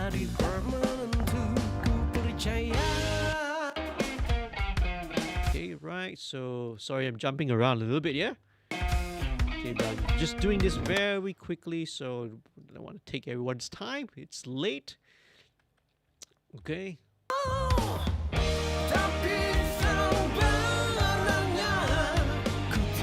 Okay, I think I know what the BV needs. It just needs a little bit of sort of a reverb to help it to blend in. So usually what I do is, in fact, hey, let's take advantage of the Eventide H3000, man. Let's use some of the reverbs in here, because this is a great, it's great, and I say great again, great effect. Okay, and let's look for these are all effects. These are not really reverbs. And let's look for pitch delay, delays. These are all delays. Sweeping snare, verb, keys, strings, keys, wah. There's so much stuff that I play, man. Like I said again, you know, we don't know what we got till it's gone. So now it's like these are kind of bringing back some memories of all these old the presets that we used to play with the actual Eventide 3000. So are we getting some kind of some standard reverb here somewhere? Because these are all like really dramatic effects, actually. You see, distortion, lo-fi, alphabetical. Okay, let's just go back to the vocal here. There should be some reverb here, right? Right. Oh, what did I just do? No. Let's go for this widened delay thing. Let's take a look for it, and where the mix. Okay, cool. Where are the BVs? Let's go with the BVs. Tapi sebenarnya Hello, tak boleh. sesuatu yang tak mudah. Okay, that's weird. How do I change the? Dan ku cuba jelaskan. Okay, Why can't I change the? Okay, never mind. Let's scrap this. Let's go back with what I usually do lah for this. Now, usually I always almost use the EMT 140, which is the plate, and I've got a little setting here, which is for full choir. Yeah, there we go. Check it out. Okay, cool. Let's just go with try it and test it first.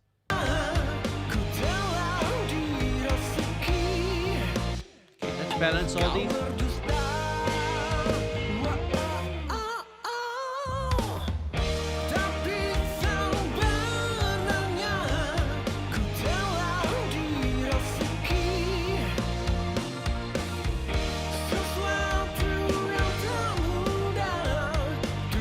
Okay, very cool. This is blending the second one.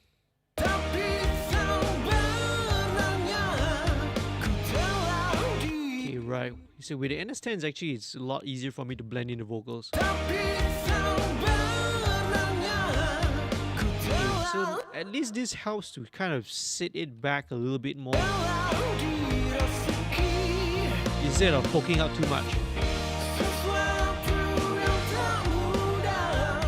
Okay, very cool. Very cool.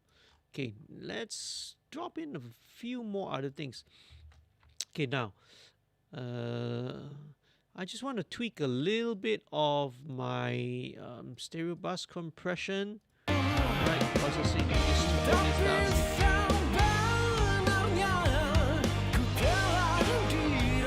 Okay, a little bit of this.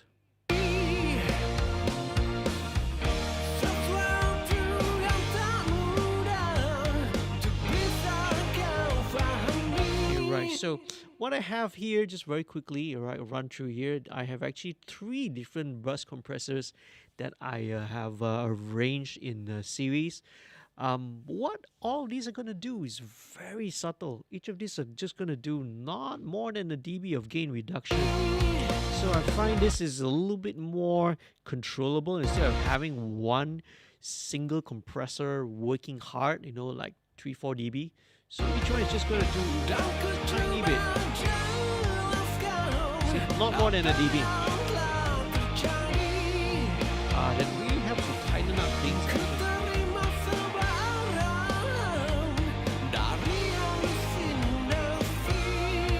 Okay, and it's with the NS10s, it's also telling me a few other things.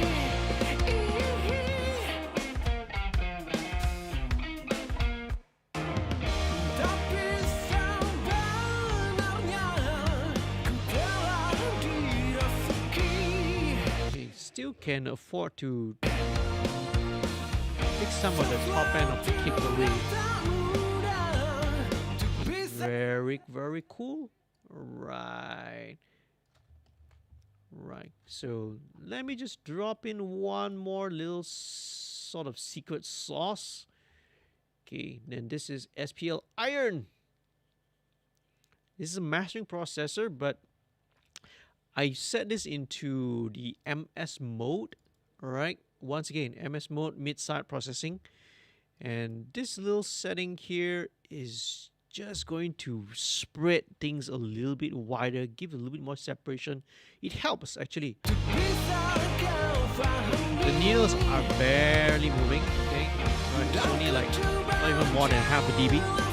But the good thing also is that it's also got these sort of tone controls, right? Either bypass in the middle, or you got an air bass, which is a smiley EQ, or what I would want to use here, more of a tape roll off kind of a smoothing out of the top end, right? So I'm going to employ that.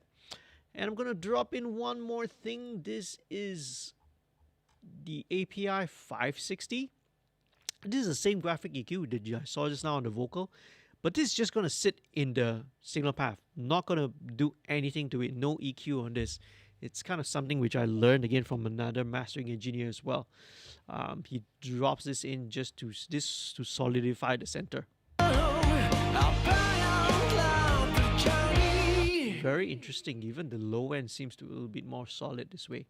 Now, last thing to show you guys, right now I've got this sorted out, is just one last bit of automation. And this has got to do with the master. This is one of the simplest ways where you can, you know, introduce a little bit of dynamics into your mixes without doing any sort of EQ, nothing to do with compression or whatsoever. Simple trick is just by automating the master volume. When the chorus kicks in, just bump it up by 1 dB. So let me show you. Namun kau sangat berarti untukku. Okay, get ready. Okay, here we go. 1, 2, 1, 2, 3, 4, bam. So what is going to come across to the listener is that, hey, you know, the chorus sounds a little bit more exciting, more energetic, without it sounding obvious that somebody just turned up the volume lah. Okay, because this is based on a psychoacoustic phenomenon. Okay, our ears always perceives anything louder as better. So this does it in a subtle way, without it, you know, without it sounding like, hey, someone turned up the volume. So after the chorus. Okay, so coming out of the chorus, it will drop back down to its original level lah, 0. So just pump up by 1 dB, that's all. This little trick will make your choruses seem to pop up a little bit more, okay? So same thing, next chorus. So here we go. So let's copy this over. Right, so this starts at bar 66. 1 bar ramp up. Okay,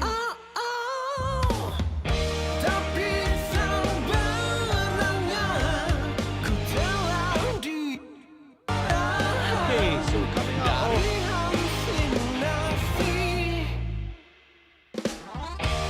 Okay, so coming into the solo. Okay, this one can be a longer 1 bar ramp out. Okay, sweet. Alright, so here we go.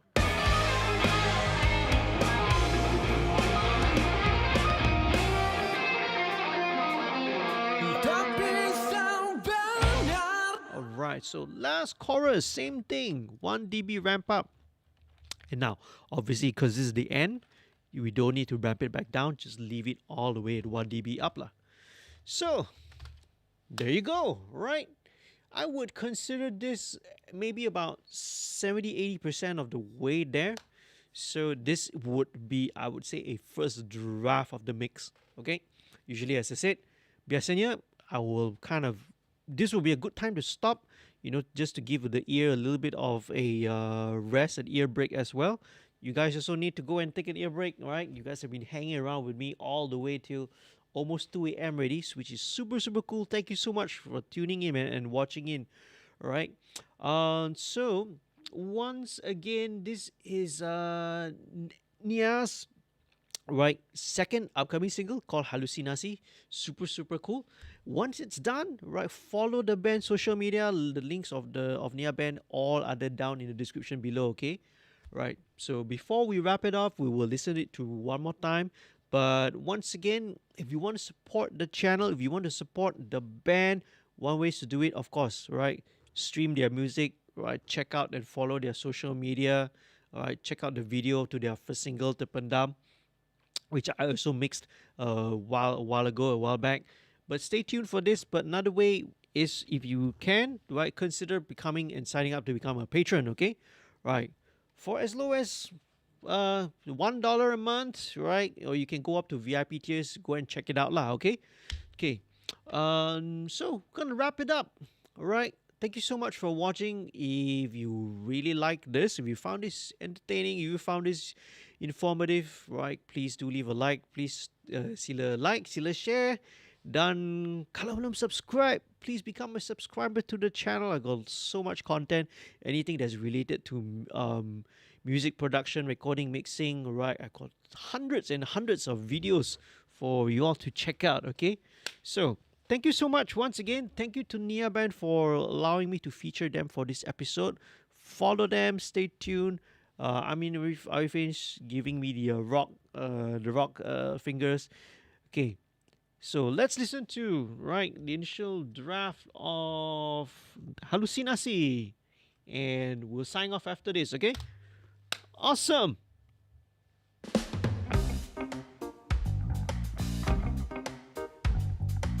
So cool, funky, vibey, you know.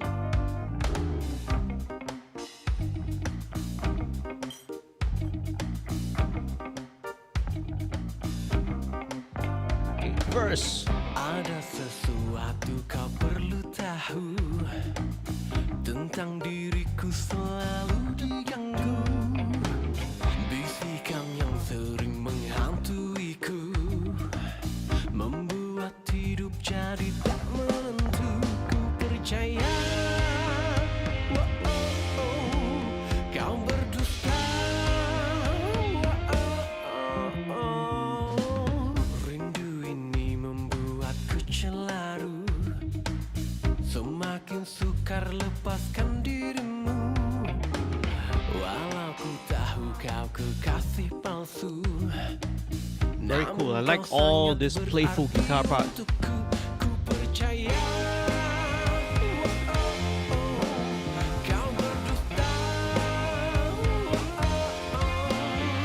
Need to automate lah. Some of this guitar memang kena automate a little bit more.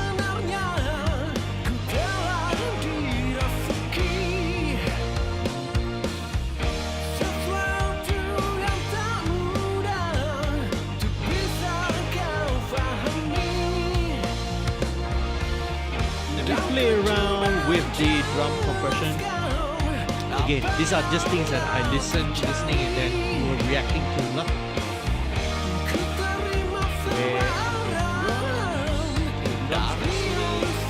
What if I bring this down to the fastest check? I think it works now.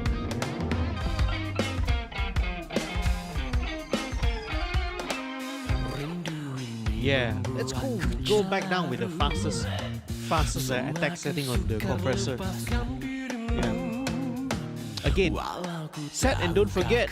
Bila dengar everything in context, sometimes you realize that hey, I need to go back and just tweak something with the drums to make it all gel together a little bit better lah. I mean, I'm very happy with the bass. Some effects. I think in the pre-chorus, you know, the vocal I might put a little bit more some delay through. Okay.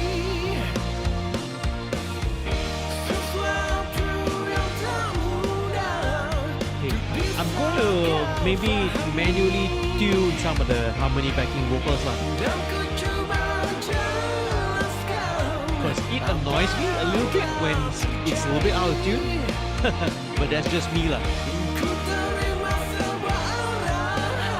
Yeah, especially that last line, a bit out of tune, so kena pitch shift and enter a bit lah.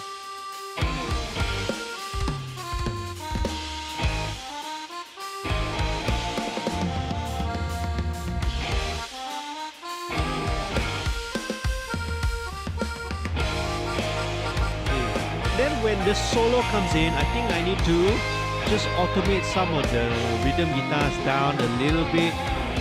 Then I guess this very roomy ambient sound can work. Yeah, because some of the distortion, the main rhythm distortion is very kind of dry, more upfront. But then this solo is like further to the back, see?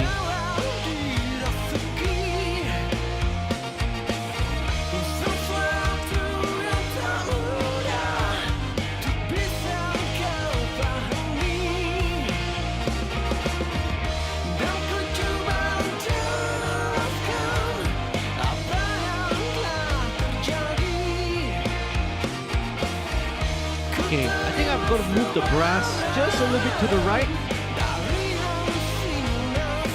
Okay, these are all reactions lah. Just from listening to my Yamaha NS10s right now. Alright man, thank you very much guys. Gonna sign off real soon. Stay safe, stay happy, stay healthy. Happy recording and mixing, okay? Alright, peace, love, music. Okay.